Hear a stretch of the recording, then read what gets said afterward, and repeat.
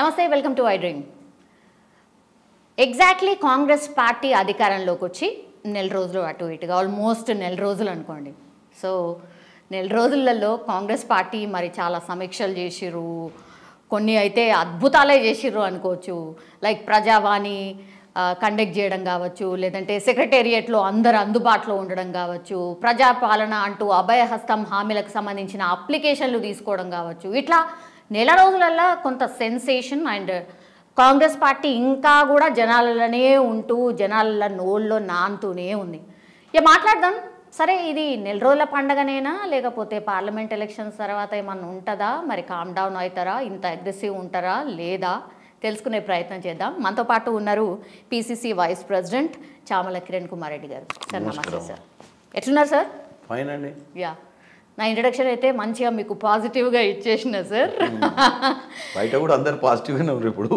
Let's see sir, అంటే నెల రోజులు అయింది, మరి నెల రోజుల ఫుల్ హడావిడి చేస్తున్నారు, హల్చల్ చేస్తున్నారు. మరి నెల రోజుల, 3 నెలల, 6 నెలల ఎట్లా ఉండబోతోంది, ఏంటి టాక్ సార్? మీరు ముఖ్యంగా చూసినట్టయితే తెలంగాణ ఇచ్చిన కాంగ్రెస్ పార్టీ 9.5 ఏళ్ల తర్వాత అధికారంలోకి వచ్చింది. ఇచ్చి కూడా అధికారంలోకి రాలేకపోయినాం. ఆ రోజు సెంట్రల్ గవర్నమెంట్లో కాంగ్రెస్ ఉండే, సోనియా గాంధీ గారు మాట ఇచ్చిర్రు కాబట్టి తెలంగాణ ఇచ్చిర్రు. సరే, అప్పుడు ప్రాపగాండా సరిగ్గా చేసుకోకపోవడము, కేసీఆర్ గారు మెస్మరైజ్ చేసి, కేసీఆర్ గారు వాక్చాతుర్యం, కేసీఆర్ గారు స్టైల్ ఆఫ్ క్యాన్వసింగ్లా మా వాళ్ళు ఏమో పార్లమెంట్లో సెలబ్రేషన్ చేసుకుంటారు, ఆయననేమో కింద ఉండి గ్రౌండ్లో ప్రజలకు నా వల్లనే వచ్చిందని చెప్పి తెలంగాణ ప్రజలను నమ్మించి అధికారంలోకి వచ్చారు. మేము వచ్చిన తర్వాత మేము ఈ 9.5 ఏళ్ల పాలన తెలంగాణ ప్రజలు చాలా అతి దగ్గరలో చూసారు. తెలంగాణ అనేది ఒక కొత్త రాష్ట్రం. తెలంగాణ ప్రజలకు కేసీఆరే అంతా అయిపోయాడు. అంటే ఇచ్చింది నేనే అని చెప్పుకుంటూ అధికారంలోకి వచ్చిండు. ఆయన ఏం చేసినా వాళ్ళకి ఏం అర్థం కాలే. ఇట్లనే ఉంటుందేమో ప్రజాస్వామ్యం అంటే, అందుబాటులో లేని ముఖ్యమంత్రి, ఫామ్ హౌస్ నుండి నడుపుతారేమో. ప్రగతి భవన్ అంటే ఈ దేనికి గట్టిరు, ప్రగతి అంటే ఏందో భవన్ అంటే ఏందో తెలియకుండా దాంట్లోకి అసలు ప్రజలు పోయి ఏ రోజైనా మా పరిష్కారాలకు మేము అక్కడ పోయి ఏదైనా చెప్పుకోవచ్చా ముఖ్యమంత్రి గారికి తెలియని పరిస్థితికి వచ్చిర్రు. అంటే ఇదే పాలన ఉంటుందేమో. అంటే మనం ప్రజాస్వామ్యంలో మనం 75 ఏళ్ళ స్వతంత్ర పోరాటం తర్వాత మనం ప్రజాస్వామ్యంలో బతుకుతున్నాం. కానీ తెలంగాణ ప్రజలు కొత్త రాష్ట్రం వచ్చిన తర్వాత మర్చిపోయారు ప్రజాస్వామ్యం అంటే. కేసీఆర్ పాలనలో సెక్రటేరియట్ లేనే లేదు, మంత్రులు ఎక్కడ కూర్చుంటారో తెలియదు, కొత్త బిల్డింగ్ కట్టి ఓపెనింగ్ చేసినాక కూడా ముఖ్యమంత్రి గారు ఏ రోజు 6వ ఫ్లోర్లో కూర్చోలే. ఏ రోజు అక్కడ మంత్రులు, ఈరోజు మనం గత 20 రోజుల నుంచి మీరు అన్నట్టు ఏ న్యూస్ పేపర్ తిరిగేసినా ఉత్తమ్ కుమార్ రెడ్డి గారు సివిల్ సప్లైస్ గురించి మాట్లాడుతున్నారు, మీటింగ్ గురించి మాట్లాడుతున్నారు, రివ్యూ చేస్తున్నారు. ఇరిగేషన్లకు సంబంధించిన ఎల్ఎన్టీ వాళ్ళని పిలిచి కాళేశ్వరం ప్రాజెక్ట్ గురించి డిస్కస్ చేస్తున్నారు. పొన్నం ప్రభాకర్ గారు సజ్జనార్ గారితో కూర్చొని ట్రాన్స్పోర్ట్ మినిస్టర్ ఆర్టీసీల గురించి సమీక్షలు చేస్తున్నారు. అటు పోతే పొంగులేటి శ్రీనివాసరెడ్డి గారు, ఇటు పోతే రేవంత్ రెడ్డి గారు. ఏ రోజైతే ప్రమాణ స్వీకారము మనము ఎల్బీ నగర్లో చేసినామో ఆ రోజు ఆ నిమిషంలో అక్కడున్న కంచె తొలగేసారు ప్రగతి భవన్కి. ఆ నుంచి చక్కగా సెక్రటేరియట్కి పోయి రోజుకు 18 గంటల పాలన ఎందుకు అందించారంటే, తెలంగాణ ప్రజలకు కాంగ్రెస్ వచ్చిన తర్వాత ఈ 20 రోజులలో ప్రజలు ఒక మార్పు చూసారు రాజకీయంలో. మార్పు ఒకటి, ప్రగతి భవన్ని ప్రజాభవన్గా మార్చడం. 2, సెక్రటేరియట్కి ఎవరైనా పోవచ్చు మీ అర్జీలు పెట్టుకోవడానికి. ఏ మంత్రి, ఇప్పుడు నాకు ఫోన్లు వస్తున్నాయి, అన్న మేము ఇలా సమస్య ఉందన్న, మరి మంత్రి అరే ఏందా డైరెక్ట్ పోండి, అక్కడ ఓఎస్డీ ఉంటాడు, నాకు ఆయన స్పందించకపోతే నాకు ఫోన్ చేయండి, నేను మాట్లాడతాను మంత్రి గారితో. మంత్రి మీకోసమే ఆడ కూర్చుండు. మీరు మంత్రి అంటే ఏదో పెద్ద కృష్ణ అవతారం అనుకోకూడదు, అంత పెద్దగా ఉంటాడు, దొరుకుతాడా లేదా అని. మంత్రి అనేదైనా ముఖ్యమంత్రి అయినా మీ మంచి కోసం, మీ బాగు కోసం సెక్రటేరియట్ భవన్లో కూర్చుంటారు. మీరు గేట్ దగ్గరికి పోయి పర్మిషన్ కాపీ అప్లై చేస్తే మీకు 10 నిమిషాలలో ఒక పాస్ ఇస్తారు. మిమ్మల్ని క్రాస్ చెక్ చేసుకొని మీరు లోపలికి పోయి 6వ ఫ్లోర్ పోవచ్చు, 5వ ఫ్లోర్ పోవచ్చు, 4వ ఫ్లోర్ పోవచ్చు. అక్కడ వాళ్ళ పిఆర్ఓ ఉంటాడు. పిఆర్ఓని కలిస్తే పిఆర్ఓ మీ అర్జీని తీసుకుంటాడు, మీకు ఒకటి రిప్రజెంటేషన్ ఇస్తారు. మీరు మళ్ళీ బ్యాకప్ చేసుకోవడానికి కూడా ఒక ఫోన్ నెంబర్ ఇస్తారు అక్కడ. మళ్ళీ మీరు రాకుండా మీది అప్లికేషన్ స్టేటస్ ఏందనేది. ఈరోజు ప్రజావాణిలో కూడా అప్లికేషన్స్ అన్నింటినీ ప్రాసెస్ చేస్తారు, ఒక నోడల్ ఆఫీసర్ని పెట్టి చేస్తురా సార్. అప్లికేషన్లు అయితే కొన్ని వేలల్లో వస్తున్నాయి, అవి ఎటుపోతున్నాయి, దాని పరిష్కారాలు ఏమైనా వస్తున్నాయా లేదా అనేది డౌట్. అప్లికేషన్స్కి ప్రజలకు ఉండే సమస్యలు రెండో మూడో అవే సమస్యలు ప్రతి ఒక్కరికి ఉన్నాయి. ధరణి అనుకోండి ఫర్ ఎగ్జాంపుల్, ధరణిలో కొంతమంది భూములు కోల్పోయారు. ఎందుకంటే ఆ రోజున్న రెవెన్యూ అధికారులు వాళ్ళకు నచ్చిన విధంగా దాన్ని, ఇప్పుడు ఫర్ ఎగ్జాంపుల్ నాకే ఒక భూమి ఉంది అనుకోండి, నేను పొజిషన్లో ఉన్నా, నేను దున్నుకుంటున్నా, అన్నీ చేస్తున్నాను. ఎప్పుడో 30 ఏళ్ల క్రితము కాసరా పానీ ద్వారా రెవెన్యూ సిస్టమ్ నుంచి వచ్చి ఆ భూమి ఎవరిది అనేది అప్పుడు ట్రాన్సాక్షన్లో మన చేతికి వచ్చింది. చాలా ఊర్లలో రైతులు ఏంటంటే పాస్బుక్లు వచ్చినాయి చేస్తున్నారు. ఇప్పుడు ధరణి వచ్చిన తర్వాత వాళ్ళ కనెక్టివిటీ చేయడం వల్ల నక్సలైట్ సమస్యలతోటి కరీంనగర్, వరంగల్ జిల్లాలల్లో కొన్ని వేల ఎకరాల భూములు వదిలిపెట్టి పెద్ద పెద్ద దొరలు వెళ్ళిపోయారు. తర్వాత పేదవాడు ఏం చేసిందంటే అవన్నింటినీ సాగు చేసుకోవడం మొదలుపెట్టి వాడి సొంత భూమి లెక్క 40 ఏళ్ళు దాని మీద సడన్గా వచ్చి ధరణి వచ్చేసి వీళ్ళు ఎవరు లేరు ఈరోజు. ఇన్ని రోజులు ఉపాధి వాళ్ళు అంటే వాళ్ళు వదిలేసి మాకు భూములే లేవని హైదరాబాద్లో కూర్చున్న వాళ్ళ చేతికి భూములు వచ్చినాయి. సో ఇట్లాంటి సమస్యలు ఉన్న చిన్న చిన్న వాళ్ళు ఈరోజు ప్రగతి భవన్కి, ప్రజాభవన్కి వస్తారు. సార్ అవి సాల్వ్ అవుతాయా సార్? సాల్వ్ కావడానికి మనం ధరణిని ప్రక్షాళన చేస్తున్నాం. మనం వచ్చి 27 రోజులైంది మేము వచ్చి అధికారంలోకి.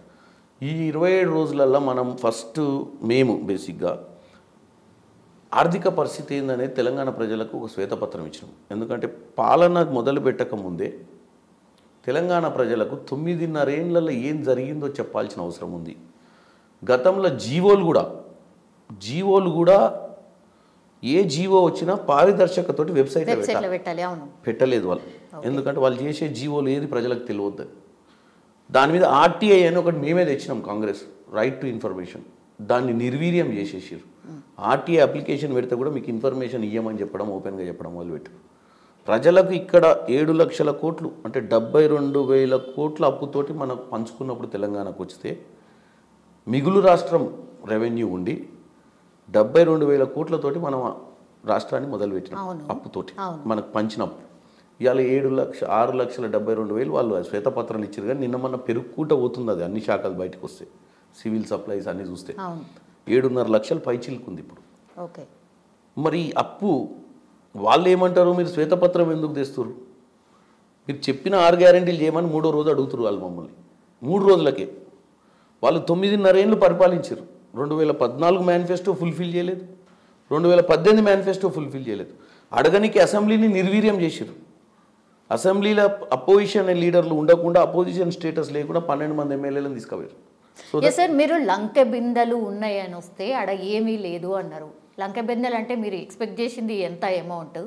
మీరు గవర్నమెంట్ ఫామ్ చేసిన తర్వాత ఫస్ట్ ఖజానాలో ఎంత అమౌంట్ ఉంది అంటే ఎంత ఉండే సార్? అందరు ప్రజలకు తెలియాలి కదా, మరి ఇది ఎంత ఉండే అసలు? చూడండి అమ్మా, లంకె బిందెలు కాదు కదా. ఇప్పుడు రాష్ట్ర ఖజానా పరిస్థితి ఎట్లుందంటే, మీకు ఇల్లు నడుపుతారు, మీరు లోన్స్ ఉంటాయి, మన అకౌంట్లో పైసలు జీతం పడంగానే ఎటు పోతాయి ఆ పైసలు?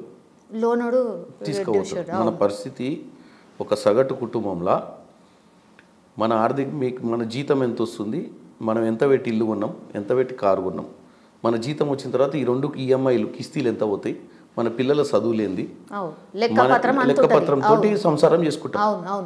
వీళ్ళు ఎటువంటి సంసారం చేసిరంటే రాష్ట్రమే ఒక కుటుంబం అనుకుందాము, ముఖ్యమంత్రి ఇంటికి పెద్ద అనుకుందాము, మనం అందరం పిల్లలు అనుకుందాం. తండ్రి ఏం చేసినా మన బాగు చేశాడని 9.5 ఏళ్ళు ఆయన చేతిలో పెట్టినాం. తండ్రి ఎటువంటి వ్యసనాలకు అలవాటు ఏంటో మనకు తెలియదు, ఏం చేసిండో తెలియదు.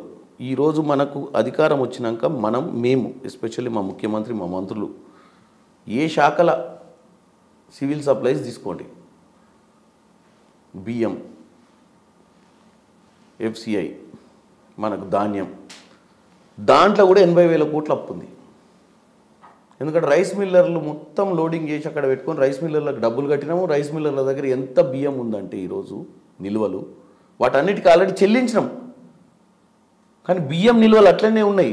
ఆర్థికంగా మనం పైసలు పే చేసి వాటన్నిటిని ఒక మూలకు పెట్టినాం బియ్యాన్ని.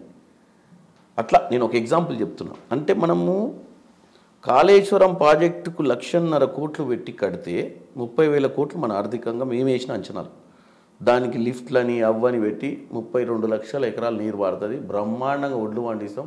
పాపం ప్రజలు ఏమనుకుంటారు, మీకు ఎకనామిక్స్ తెలియదు ప్రజలకు, అవును, ఇన్ఫ్లేషన్ తెలియదు, లాజిస్టిక్స్ తెలియదు, సంబంధం లేదు సార్. మీరు ఏం ప్రామిస్ చేశారు, మాకు ఏం చేస్తా అన్నారు, గవ్వే మాకు కావాలి. అయితే ఏమైందంటే కేసీఆర్ గారు ఒకటి చెప్పింది తెలంగాణ ప్రజలు, సస్యశ్యామలం చేసి కాళేశ్వరం ప్రాజెక్టు లాంటి ప్రాజెక్టు కట్టి ప్రతి ఎకరాకు నీరు పారిస్తా, ఇక ఒరేసుకోరు అన్నాడు. ఒరేయడం మొదలుపెట్టారు మనోళ్ళు. ఒడ్లు అమ్మే పరిస్థితులు లేవు. ఎందుకంటే మనోళ్ళు ఏమనుకోరు, ఒరేస్తే ప్రపంచానికే తెలంగాణ నుంచి ఒడ్లు పోతాయి, బియ్యం పోతాయి అన్నాడు. ఊర్లో రైతు ఏమనుకోడు, మన సార్ అమెరికాలో కూడా మనం ఏమే తినిపిస్తాడు అనుకోరు. అసలు మనం ప్రపంచ దేశాలకు ఒడ్లు పంపించవచ్చా లేదా అనేది దానికి ఒక నియంత్రణ ఉంటుంది. మరి ఊర్లో తెలియదు కదా, అది ఈయన చెప్పలేగా ముచ్చట. రైస్ మిల్లర్లకు డైరెక్ట్ ఈయననే ఫోన్ చేసి, ఏమే మీకు తెలుసు ఎన్ని రైస్ మిల్లులు ఉన్నాయి మన దగ్గర, ఇప్పుడు ఫార్మాయిల్ మిల్లు ఎన్ని ఉన్నాయి, మరి మనమే కొన్ని పెట్టాల్సి వస్తుంది, ఎందుకంటే విపరీతమైన పంట వస్తుంది, మరి అన్నిటినీ పట్టియాలి, అన్నీ ఎక్స్పోర్ట్ చేయాలంటుండు. జనానికి ఇన్పడతట్టు మళ్ళీ వీళ్ళు దాన్ని రిలీజ్ చేస్తారు. కేసీఆర్ సార్ మన గురించి ఎట్లా ఆలోచిస్తుంటారు భయ్. ఇప్పుడు మనం అందరం వరి వండిస్తే మన వరి ప్రపంచంలో ఆస్ట్రేలియా, అమెరికా, చైనా, జపాన్ మన బియ్యమే తింటారటిగా. మన సార్ చెప్పిండు గంత పండిస్తాం అని. తీరా చూస్తే కుప్పల మీద కూడా చచ్చిపోయారు ఇన్ని రోజులు పండించి. మరి కాళేశ్వరం ప్రాజెక్ట్ ఆస్తి అయింది, దాని మీదకి నీళ్ళు వస్తే పండిన ఒడ్లు అమ్మలేని పరిస్థితి వస్తే ఎక్కడుంది వయబిలిటీ? సో ఈ 1,50,000 కోట్లు గుదిబండి అయిపోయింది మన మీద. పోనీ ఆ ప్రాజెక్ట్ అన్న సక్కదనంగా ఉందా అంటే అది కరెక్ట్ వీళ్ళ కర్మపాడుగాను. అది ఎలక్షన్ల ముందే జనానికి దేవుడు వచ్చి ఈయన గొప్పతనం ఇట్లా కుంగిపిచ్చి చూపించింది. మీకు బాగా కలిసి వచ్చినాయి సార్ కొన్ని అంశాలు అయితే రియల్లీ. అంటే ప్రతిసారి తప్పు చేసి దొరకమని చెప్పుకుంటే ఏదో రోజు అందరు దొరుకుతారు. దొంగతనం ఒకసారి చేస్తే అదృష్టవంతుడు ఉంటాడు.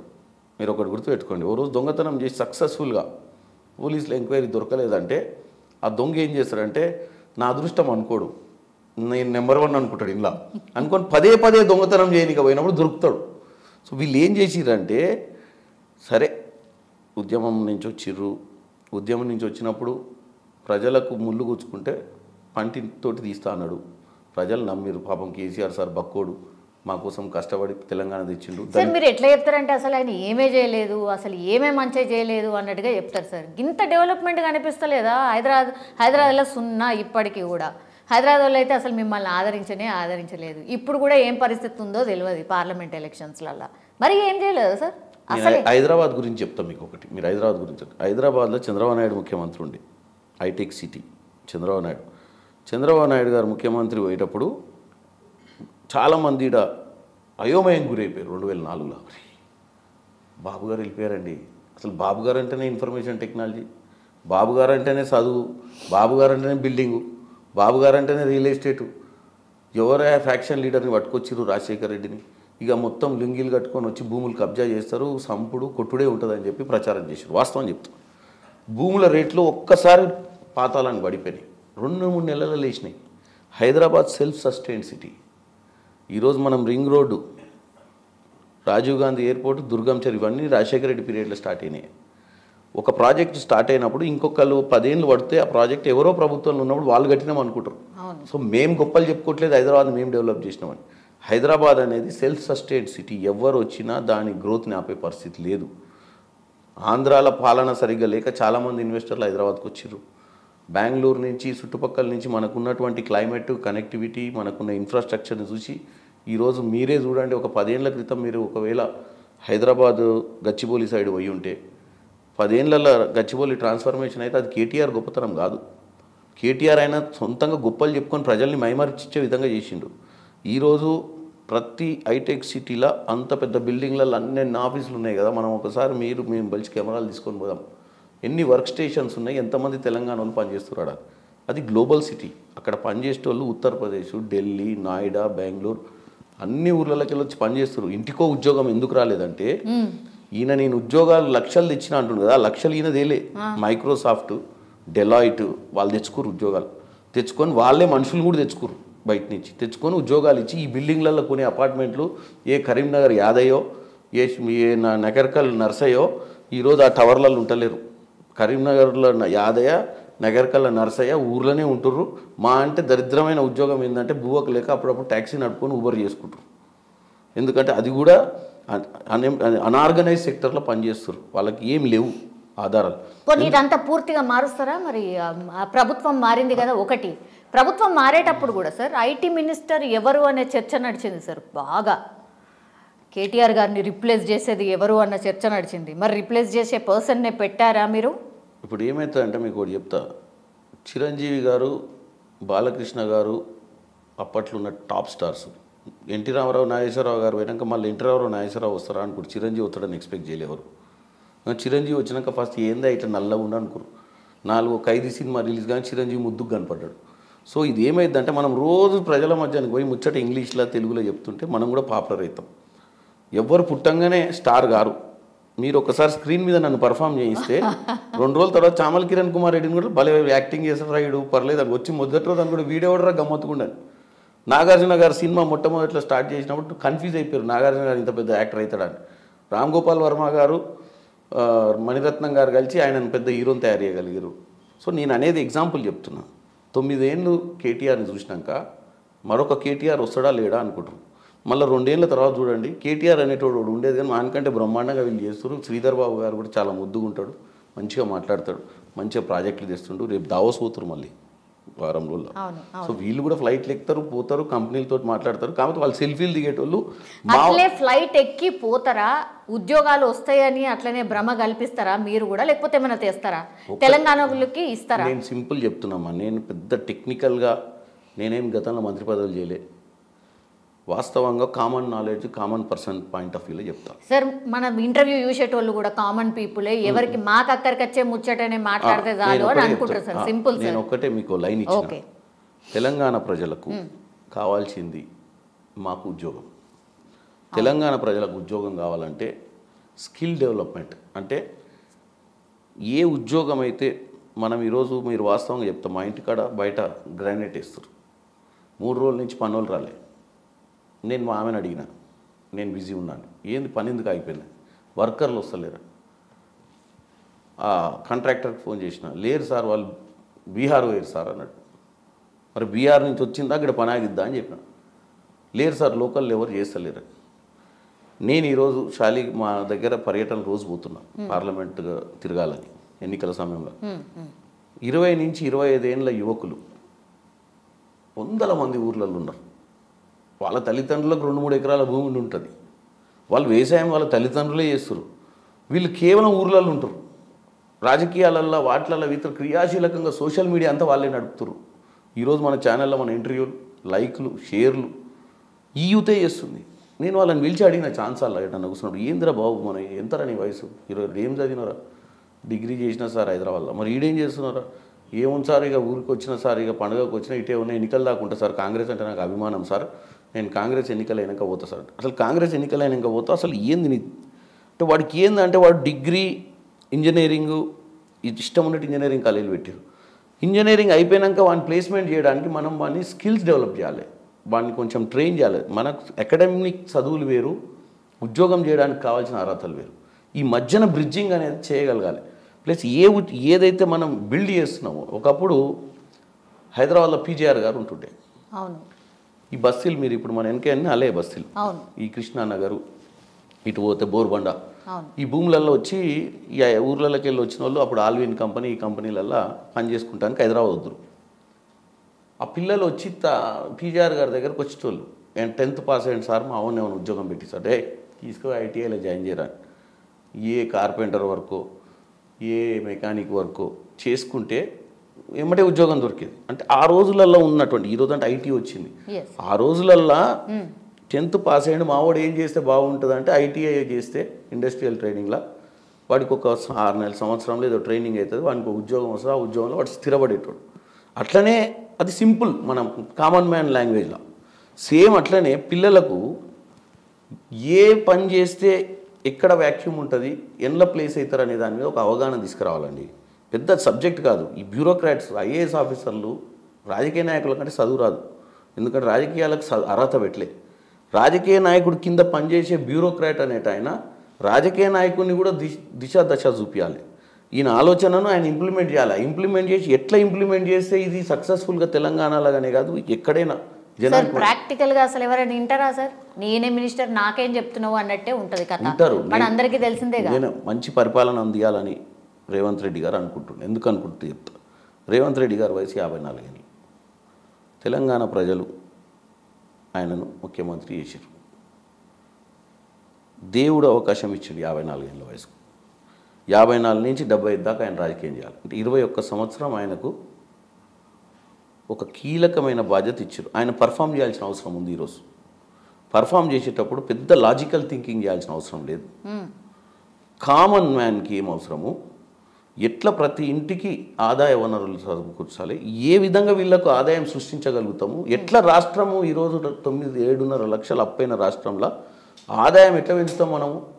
టోటల్ ఇన్వెస్ట్మెంట్ అగ్రికల్చర్ ప్రాజెక్ట్స్ మీద పెట్టిరనుకోండి, రిటర్న్స్ ఎక్కడి నుంచి వస్తాయి.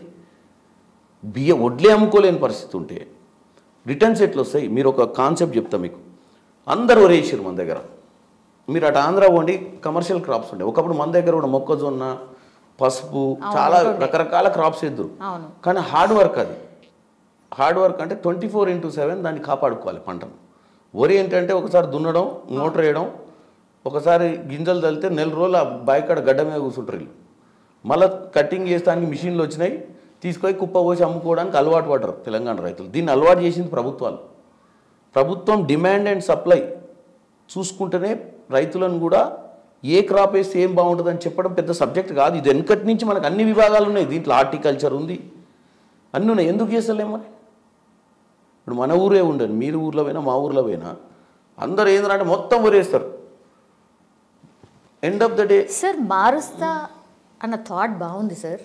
ఎంతమంది రైతులు మారుతారు అని అనుకుంటున్నారు మీరు? ఎందుకంటే రైతు బంధు, రైతు భరోసాను ఇచ్చిన తర్వాత కొంచెం కూల్గా ఉంది, అంటే బాగానే ఉంది కదా, అది వస్తుంది ప్లస్ ఇది అని. అప్పటికి స్టిల్ రైతులు పాపం అన్ని కష్టాలు పడితే కానీ పంట రాదు, మీకు తెలిసిందే. సో వీళ్ళని ఎట్లా మోటివేట్ చేయబోతారు? It's a big subject sir. మీకు ఒకటి చెప్తామా, 7.5 లక్షల కోట్లు అప్పయిందంటే కేసీఆర్ ఏం తినలే. మొత్తం సోషల్ వెల్ఫేర్ స్కీమ్స్లో చాలా ఇన్వెస్ట్మెంట్ పెట్టిండు. అంటే మిస్యూజ్ అయిన పైసలు ఒక ఎత్తు అయితే, ప్రజలకు ఏ రోజు కూడా ఇబ్బంది కలగకుండా అన్నీ వేయడానికి ప్రయత్నం చేసి సరైన రెవెన్యూ లేకుండా ఆర్టిఫిషియల్ రెవెన్యూ మీద మనల్ని బతికించాడు. నేను ఇందాక చెప్పిన తండ్రి పిల్లలకు నా జీతం 30,000 వస్తుంది బిడ్డ, నాకు బండి కొని అంటే నేను కొనియలేనురా నాయన అని చెప్పాలి. కొడుకుని ఎందుకు కష్టపెట్టాలి, వాడు బండి అడిగిన బండి కొనిచ్చిండు. తీరా ఏమైంది, మొత్తం ఆర్థిక పరిస్థితి, ఇల్లు వాకిలు అన్నీ బండి గిండి అన్నీ పీక్కునే కాడికి వచ్చింది. ఇప్పుడు ఇన్ని రోజులు ఏమనుకుర్రు, అబ్బా మా నాయన ఏం చేస్తుండో తెలియదు కానీ ఏది అడిగినా కొనిస్తుండో అనుకుర్రు. కానీ మా నాయన మొత్తం అప్పులు చేసిండని అర్థం చేసుకోలేదు. నేను అనేది ఏంటంటే, ఒకరోజు బిర్యానీ తిని ఇంకో రోజు పస్తులు వండుకునే పరిస్థితికి తెచ్చిండు. ఈరోజు తెలంగాణలో నేను చెప్పేది ఏంటంటే, మేము కూడా 6 గ్యారెంటీలు ఇచ్చినాం ప్రభుత్వంలోకి రానికి. ఎగ్జాక్ట్లీ ఇదే పాయింట్ మీద నేనే అడుగుదాం అనుకుంటున్నా సార్. మరి మీరు కూడా హామీలు ఇచ్చారు కదా. అయితే 420 హామీలట సార్ అవి. 420 హామీలు అని చెప్పి వీళ్ళు, నేను దాని గురించి మళ్ళీ వస్తాం మీ దగ్గరికి. హామీలు మేము కూడా ఇచ్చే వచ్చినాం అధికారంలోకి. కాకపోతే మాకు ఈ హామీలను నెరవేర్చడం అనేది ప్రైమరీ. ఇన్ఫ్రాస్ట్రక్చర్ని అన్యూజువల్ అవసరం లేని ఇన్ఫ్రాస్ట్రక్చర్ మీద 1,000 కోట్లు తలిగేసారు వీళ్ళు. కాళేశ్వరం లాంటి ఇన్ఫ్రాస్ట్రక్చర్ మీద. మీరు సెక్రటేరియట్ భవనం కూలగొట్టేటప్పటికి సెక్రటేరియట్ భవనానికి ఇంకా 25 ఏళ్ళ లైఫ్ ఉండే. ఎందుకంటే దాన్ని మధ్య మధ్య డీ బ్లాక్ ఇవన్నీ కొత్త గట్టి. అప్పటికప్పుడు సెక్రటేరియట్ కూడా కొట్టాల్సిన అవసరం లేకుండే మన ఆర్థిక వనరులను బట్టి. నేను అనేది ఏంటంటే, misuse of money and social welfare 2-3 అంశాలు ఉంటాయండి ఇందులో. సోషల్ వెల్ఫేర్ అనేది ప్రపంచవ్యాప్తంగా ఏ కంట్రీకి పోయినా సోషల్ సెక్యూరిటీ అంటారు దాన్ని. మీరు అమెరికా పోతే ఉద్యోగం చేయడానికి $2,000 $1,500 ఇస్తారు. ఆస్ట్రేలియా పోతిస్తారు, ఇంగ్లాండ్ పోతిస్తారు. ఇది సోషల్ వెల్ఫేర్. ఎందుకంటే వాడు ఉద్యోగం అప్లై చేస్తే వాడికి రాదు కాబట్టి ట్యాక్సేషన్ అమౌంట్లోకి వెళ్ళి వాళ్ళందరికీ బతికియాలన్న ఆలోచనతో. ప్రపంచంలో అమెరికాలో సోషల్ వెల్ఫేర్ ఉంటుంది, ఇండియాలో సోషల్ వెల్ఫేర్ ఉంటుంది. ఇండియాలో ఒకప్పుడు లేకుండే. ఇండియాలో అసలు పని చేయకపోతే ఫుడ్ దొరకకపోయేది, 3 పూటల భోజనం దొరకకపోయేది ఒకప్పుడు. కాంగ్రెస్ పార్టీ వచ్చి 100 రోజులు గ్యారంటీ, ఒక మనిషికి 100 రోజులు పని కల్పించాలి అన్న ఒక పథకాన్ని తీసుకొచ్చి ఫస్ట్ ఎంపవర్మెంట్ చేసింది భారతదేశాన్ని. అంటే ఎవరైనా ఆ కార్డు తీసుకుంటే 100 రోజులు పనికి పోవచ్చు. సో అది ఫస్ట్ సోషల్ వెల్ఫేర్ మన. తర్వాత దాన్ని మనోళ్ళు మళ్ళీ ఎలక్షన్ బెనిఫిట్స్ కోసం దాన్ని ఇంకా ఎంపవర్ చేసుకుంటూ తీసుకొచ్చారు. డెఫినెట్గా ఈరోజు పవర్లోకి వచ్చి మా 6 గ్యారంటీస్ని నెరవేర్చకపోతే మమ్మల్ని కూడా అధికారంలోకి వెళ్ళి తోసేస్తారు. కరెక్ట్. ఉన్న దాంట్లో మేము ఈరోజు ఎందుకు మేము 24 గంటలు పనిచేయాల్సి వచ్చింది సెక్రటేరియట్లో కూర్చోనంటే, తెలంగాణ ప్రజలకు శ్వేతపత్రం ఎందుకు ఇవ్వాల్సి వచ్చిందంటే, మేము ఎక్కడి నుంచి మొదలు పెడుతున్నాం, మేము ఈరోజు వచ్చినాం, ఇక్కడున్నాం, మన రాష్ట్ర పరిస్థితి ఇది. మేము మళ్ళీ 2 ఏళ్ల తర్వాత మేము వచ్చిన తర్వాత ఏమేమి రిఫార్మ్స్ తీసుకొచ్చినాం, మేము ఇచ్చిన గ్యారెంటీని ఎట్లా ఫుల్ఫిల్ చేసినాం, ఎక్కడ దాకా రీచ్ అయ్యాం. సో మా ప్రోగ్రెస్ రిపోర్ట్ మేము ప్రజల ముందు పెట్టాలనే వీళ్ళ శ్వేతపత్రం తీసుకొచ్చినాం. వాళ్ళు ఉలిక్కి పడిపోయి ఇదే శ్వేతపత్రం, దొంగ పత్రం ఏందా ఇది, మేము శ్వేతపత్రం తీసుకొస్తా ఉన్నారు, ఆస్తులన్నీ చూపిస్తారు. ఎక్కడున్నాయి ఆస్తులు అని అడిగితే అన్ని కూలిపోయే ఆస్తులు కుంగిపోయే ఆస్తులు ఉన్నాయి వీళ్ళు అవకతవకలు. వీళ్ళు మనకి ఏది అవసరం అండి? సెక్రటేరియట్ అవసరమా, ఉస్మానియా హాస్పిటల్ అవసరమా? ఉస్మానియా హాస్పిటల్ అవసరం. ఉస్మానియా హాస్పిటల్లో పండుకుంటే పైనుంచి నీళ్లు పడుతున్నాయి పేషెంట్ల మీద. నిజాం నవాబు కట్టిన ఉస్మానియా దాన్ని ప్రక్షాళన చేస్తే నిజంగానే బ్రహ్మాండమైన స్టార్ ఫెసిలిటీస్ తోటి గవర్నమెంట్ హాస్పిటల్ చేస్తే ప్రజలు అభినందించటం. సెక్రటేరియట్ కడితివి, ఇప్పుడు మాకు తప్పదు కూర్చోనికి, ఆయన కట్టిడు కాబట్టి దాన్ని పోనీ ఆయననన్నా ఒకరోజు కూర్చోకపోయా, ఒకరోజు ఎప్పుడైనా వచ్చిపోయిండే వాళ్ళకు ఎందుకు కట్టినట్టు. సో నేను అనేది మిస్యూజ్ ఆఫ్ మనీ. జేబులో డబ్బులు నా కాడ 100 రూపాయలు అనుకోండి, నేను వారం రోజులు ఈ 100 రూపాయలతోటి బతకాలంటే నేను వేసుకోవాలి. ఈరోజు పొద్దున బ్రేక్ఫాస్ట్ చేయడం అవసరమా? లంచ్ పోనీ ఏదైనా బండి దగ్గర 8 రూపాయల లంచ్ చేస్తే కూడా కడుపు నిండుద్ది, 100 రూపాయల లంచ్ చేస్తే నిండుద్ది, 500 రూపాయలు పోయి చట్నీస్లో చేసినా కానీ నిండుద్ది. సో ఒక స్కెచ్ చేసుకోవాలి కదా మనము, అది చేసుకోలేదు కేసీఆర్ గారు. మేము ఇచ్చిన పథకాల కోసం మేము ఇంకెక్కడన్నా కొద్దిగా ఆర్థికంగా తక్కువ ఖర్చు పెట్టాల్సి వస్తే కూడా ఖర్చు పెట్టి ఫస్ట్ ప్రజలకు ఇచ్చిన హామీలను నెరవేరుస్తాం. 500 రూపాయల సిలిండర్, 2000 గృహలక్ష్మి మేము ఆల్రెడీ వచ్చిన కాంచి ఒక్కరోజు కూడా వేస్ట్ చేయలే. వాళ్ళు ఏదో 420 అని మీరు ఇందాక అన్నారు కదా, 420 హామీలు అని ఎప్పుడు అనాలి? వాళ్ళు ఆవేశపడుతున్నారు. వాళ్ళు 6 నెలలకు సంవత్సరానికి వచ్చి 420 హామీల గురించి చెప్తే తెలంగాణ ప్రజలు ఆ పుస్తకం తెరిచేటోళ్ళు. తెలంగాణ ప్రజలకు కూడా ఇంత కామన్ సెన్స్ ఉంది. 26 రోజులలో నువ్వు తొందరపడి ఏదో చేయాలన్న పిచ్చి తాపత్రయం ఆ కేటీఆర్కి, హరీష్ రావుకు. నేను వాళ్ళు ఒక్కటే విన్నపం చేసుకుంటాను మీ ఛానల్ ద్వారా, అయ్యా మీరు దోసుకున్న డబ్బు దాచుకోనికే విదేశాలకు వెళ్ళి దాచుకోరు, లేకపోతే అవన్నీ ఊడ్చిపెట్టి ప్రజలకు వంచే ప్రయత్నం చేస్తున్నాం. మీరు కనుక మా మీద ఇట్లా బురద తల్లితే మీకు ఎక్కడికి తీసుకోవాలనో అక్కడ తీసుకుపోతాం. ఎందుకంటే మీకు నిద్ర పడతలేదు. ఇప్పటికీ కూడా మీరు పొద్దున్న లేచి మీరు అధికారంలో ఉన్నారని 9 దాకా అనుకుంటున్నట్టు, 9కి రియలైజ్ అవుతారు, ఓహో మనం అధికారం లేదు, మనం ఏడికి పోలేమని. ఎందుకంటే అది వాళ్ళ పరిస్థితి. ఆ తర్వాత మధ్యాహ్నం నుంచి ఇట్లాంటి పిచ్చి సలహాలు ఎవడో ఇస్తే ఇట్లాంటి పనులు చేస్తారు. మీరు 6 నెలలు మేము మీ ఛానల్ ద్వారా చెప్తున్నాం, మాకు ఒక హెల్తీ అపోజిషన్ ఉంది. ఈరోజు 39 మంది ఎమ్మెల్యేలు ఉన్నారు. మొట్టమొదటిసారిగా అసెంబ్లీ వేదికగా తెలంగాణ ప్రజలు అసెంబ్లీని చూసారు. ఒకప్పుడు రాజశేఖర్ రెడ్డి గారు, చంద్రబాబు నాయుడు గారు అసెంబ్లీలో మాట్లాడుతుంటే ప్రజలకు ఒక మంచి మెసేజ్ పోయేది. మా గురించి మాట్లాడుకుంటారు, మా ఊరు సమస్య గురించి నా మాట్లాడితే ఆయన సమాధానం చెప్తుండు. మంత్రి సమాధానం నచ్చకపోతే మా ఎమ్మెల్యే గారు గొడవ చేస్తుండు. అదొక అసెంబ్లీని చూసాలన్నా వినాలన్నా ఆ రోజు ఇన్ని టీవీలు లేకుండే, ఇంత పెద్ద పబ్లిసిటీ లేకుండే. ఈరోజు తెలంగాణ ప్రజలు మొన్న సినిమాను చూసినట్టు చూసారు. ఫస్ట్ రోజు అసెంబ్లీని రేవంత్ రెడ్డి గారి ఉపన్యాసం, హరీష్ రావు గారు, కేటీఆర్ గారు, మా మంత్రులు. ఏదో స్టార్టింగ్ ఫస్ట్ అసెంబ్లీ కాబట్టి అట్లా చేసిరా, ఇక మీద కూడా రోజు అట్నే ఉంటుంది. మీకు ఒక్కసారి చెప్తున్నా, అసెంబ్లీ చూడాలని చెప్పి ప్రతి ఒక్కళ్ళు మొబైల్ ఫోన్లో అసెంబ్లీ చూసే పరిస్థితి ఏర్పడుతుంది.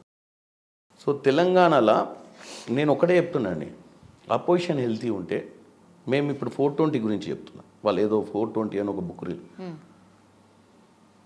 మీరు మన అసెంబ్లీలో కూడా వాళ్లకు 39 మంది ఎమ్మెల్యేలు ఉన్నారు. మేము ఏం చేసినా వాళ్ళు రేపు పొద్దున మమ్మల్ని తప్పిదాలు ఉంటే చూపించాల్సిన అవసరం ఉంది. తెలంగాణ ప్రజలకు యాక్సెప్ట్ చేస్తారా? 100%. మేము ఒక్క ఎమ్మెల్యేని కూడా పౌచింగ్ చేయం వాళ్ళ మాదిరిగా. అపోజిషన్ పార్టీలను నిర్వీర్యం చేసి అసెంబ్లీయే లేదు కదండి. లాస్ట్ 5 ఏళ్లలో అసెంబ్లీయే లేదు. ఎందుకంటే 12 మంది ఎమ్మెల్యేలను తీసుకుపోయారు. ఎంఐఎం వాళ్ళ గోటికి చెందిందే. ఎంఐఎం వాళ్ళు కొట్టుకోరు, ప్రజల గురించి మాట్లాడుకోరు. అసలు ఎంఐఎం అనేది భారతదేశంలో ఉందో లేదో కూడా తెలియదు. వాళ్ళ 7 నియోజకవర్గాలు దోస్తాని కోసం ట్రై చేసినట్టున్నారు కదా సార్. దోస్తాన కోసం ట్రై చేయాల్సిన వాళ్ళు ఇక్కడ అధికారం ఉంటే అక్కడ వచ్చి తల దాచుకుంటారు. ఎందుకంటే వాళ్ళు చేసే తప్పిదాలు ఎక్కడ బయటపడొద్దని. వాళ్ళ ఫస్ట్ అజెండా ఏంటంటే, మీరు ఒకసారి ఓల్డ్ సిటీకి పోతే అక్కడ దౌర్భాగ్యమైన పరిస్థితి ఉంటుంది. అక్కడ మీరు ఒకసారి బస్తీలలో నడుచుకుంటే కనుక లోపలికి కనుక పోతే కన్నీళ్ళు వస్తాయి మీకు. వాళ్ళకు సూర్యుని చూడనీయకుండా బతికిస్తారు ఎంఐఎం. ఇంకే పార్టీలు రాకుండా అందరితోటి సత్సంబంధాలు మెయింటైన్ చేసుకుంటా, ప్రభుత్వాలతోటి మంచి రిలేషన్స్ మెయింటైన్ చేసి రెవెన్యూ వ్యవస్థలను రూపం రాకుండా వాళ్ళ బతుకులల్లో మార్పు రావద్దనే విధంగా వాళ్ళు మాకే ఓట్లేయాలి, మా కిందనే బతకాలి, మేమే ముస్లింల డెవలప్మెంట్ మేమే చేస్తామన్న పిచ్చి నమ్మకంతో వాళ్ళని బతికిస్తారు ఎంఐఎం పార్టీ. వాస్తవంగా ఒక మంచి లీడర్, ఈరోజు బీజేపీ కూడా అక్కడ డెంట్ కొడుతుంది. ఒక మంచి లీడర్ బస్తీలలో పోయి కరెక్ట్ ప్రచారం చేస్తే వాళ్ళందరూ బయటకు వస్తారు. కానీ వీళ్ళు ఎప్పుడు అంతకుముందు ఉన్న ఎంబీటీ లాంటి పార్టీలను కూడా బతకనీలే ప్రభుత్వాలతో చేరి. గతంలో మైనారిటీస్ అందరూ మీతోనే కదా సార్ ఉన్నారు, ఎందుకని స్ప్లిట్ అయిపోయినరు? మైనారిటీస్ అనేటాళ్లకు బేసిక్గా కాంగ్రెస్ పార్టీలో లీడర్షిప్ క్రైసిస్ ఏర్పడ్డది. కొంచెం మల్టిపుల్ లీడర్స్ని బిల్డప్ చేయలేకపోయినాం ఆర్గనైజేషన్ పరంగా. తెలంగాణ వచ్చిన తర్వాత మీరు ఒకసారి చూస్తే లీడర్షిప్ క్రైసిస్ ఎందుకు వచ్చింది తెలంగాణ కాంగ్రెస్లో అంటే, ఉమ్మడి రాష్ట్రం ఉన్నప్పుడు పెద్ద పెద్ద లీడర్లంతా ఆంధ్ర పరిపాలన నుంచి వచ్చిన వాళ్ళే. రాజశేఖర రెడ్డి గారు కానీ, నేదురుమల్లి జనార్దన్ రెడ్డి గారు కానీ, ఒక పివి నరసింహారావు గారు ఉంటుండే తెలంగాణ. మీరు కోట్ల విజయభాస్కర్ రెడ్డి గారు కానీ, కిరణ్ కుమార్ రెడ్డి గారు కానీ, రోషయ్య గారు కానీ. సో ఈ మల్టీ లీడర్షిప్స్ అన్నీ అక్కడి నుంచి ఉండడం వల్ల మా దగ్గర పెద్ద మీరు చూసినట్టయితే కేసీఆర్ ఎందుకు సక్సెస్ కాగలిగిండు, రేవంత్ రెడ్డి గారు ఎందుకు క్లిక్ కాగలిగిండు అంటే, కేసీఆర్ గారు తెలంగాణ వచ్చిన తర్వాత అంత తెలికల్ల లీడరు, అంత ఓకలు, అంత ప్రజలతోటి మాట్లాడి ప్రజలను అర్థం చేసుకునే విధంగా మాట్లాడగలిగే లీడర్ కేసీఆర్ ఒక్కడే ఉండే. మాకు అప్పుడు పొన్నాల లక్ష్మయ్య గారు ఉండే పిసిసి ప్రెసిడెంట్. ఆయన ప్రచారంలో ఫెయిల్ అయ్యిండు. 2018లో ఉత్తమ్ కుమార్ రెడ్డి గారు ట్రై చేసిన కేసీఆర్ గారి మాయమాటల ముందు ఆయన కూడా తట్టుకోలేకపోయిండు. కానీ అంతకంటే అప్గ్రేడెడ్ వర్షన్ సాఫ్ట్వేర్ వచ్చింది రేవంత్ రెడ్డి. అంటే అప్గ్రేడెడ్ వర్షన్ అంటే విండోస్ 93, విండోస్ 95 కాదు, ఇప్పుడు ఐఫోన్ 15 ప్రో మ్యాక్స్ వచ్చింది. సో రేవంత్ రెడ్డి గారిని అట్లా పోల్చుకుంటున్నారు, రైట్? Is a latest. అంటే ప్రజలకు దూరగలుగుతాడు, మైండ్లకు ప్రజలలో ఆలోచింపజేస్తాడు. ఇదే కేసీఆర్ని కూడా రెచ్చగొట్టి కేసీఆర్ని సెల్ఫ్ అవుట్ చేసిండు. బాల్ వేయకముందే రేవంత్ రెడ్డి గారు బాలింగ్ వేయకముందే కేసీఆర్ గారు బ్యాట్ తోటి వికెట్లను కొట్టిండు. బాల్ వచ్చింది అనుకోని దాన్ని సెల్ఫ్ అవుట్ అంటారు.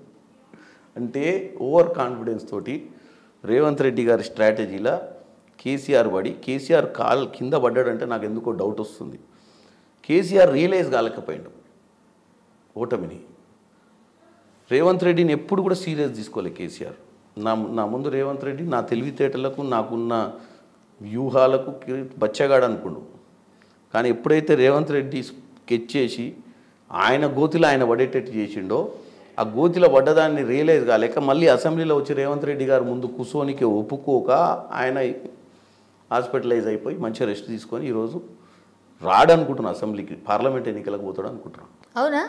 ఈ 3 నెలలు ఎట్లాగో ఆపరేషన్ అయింది కదా, ఎన్నికలు వచ్చిందాకా.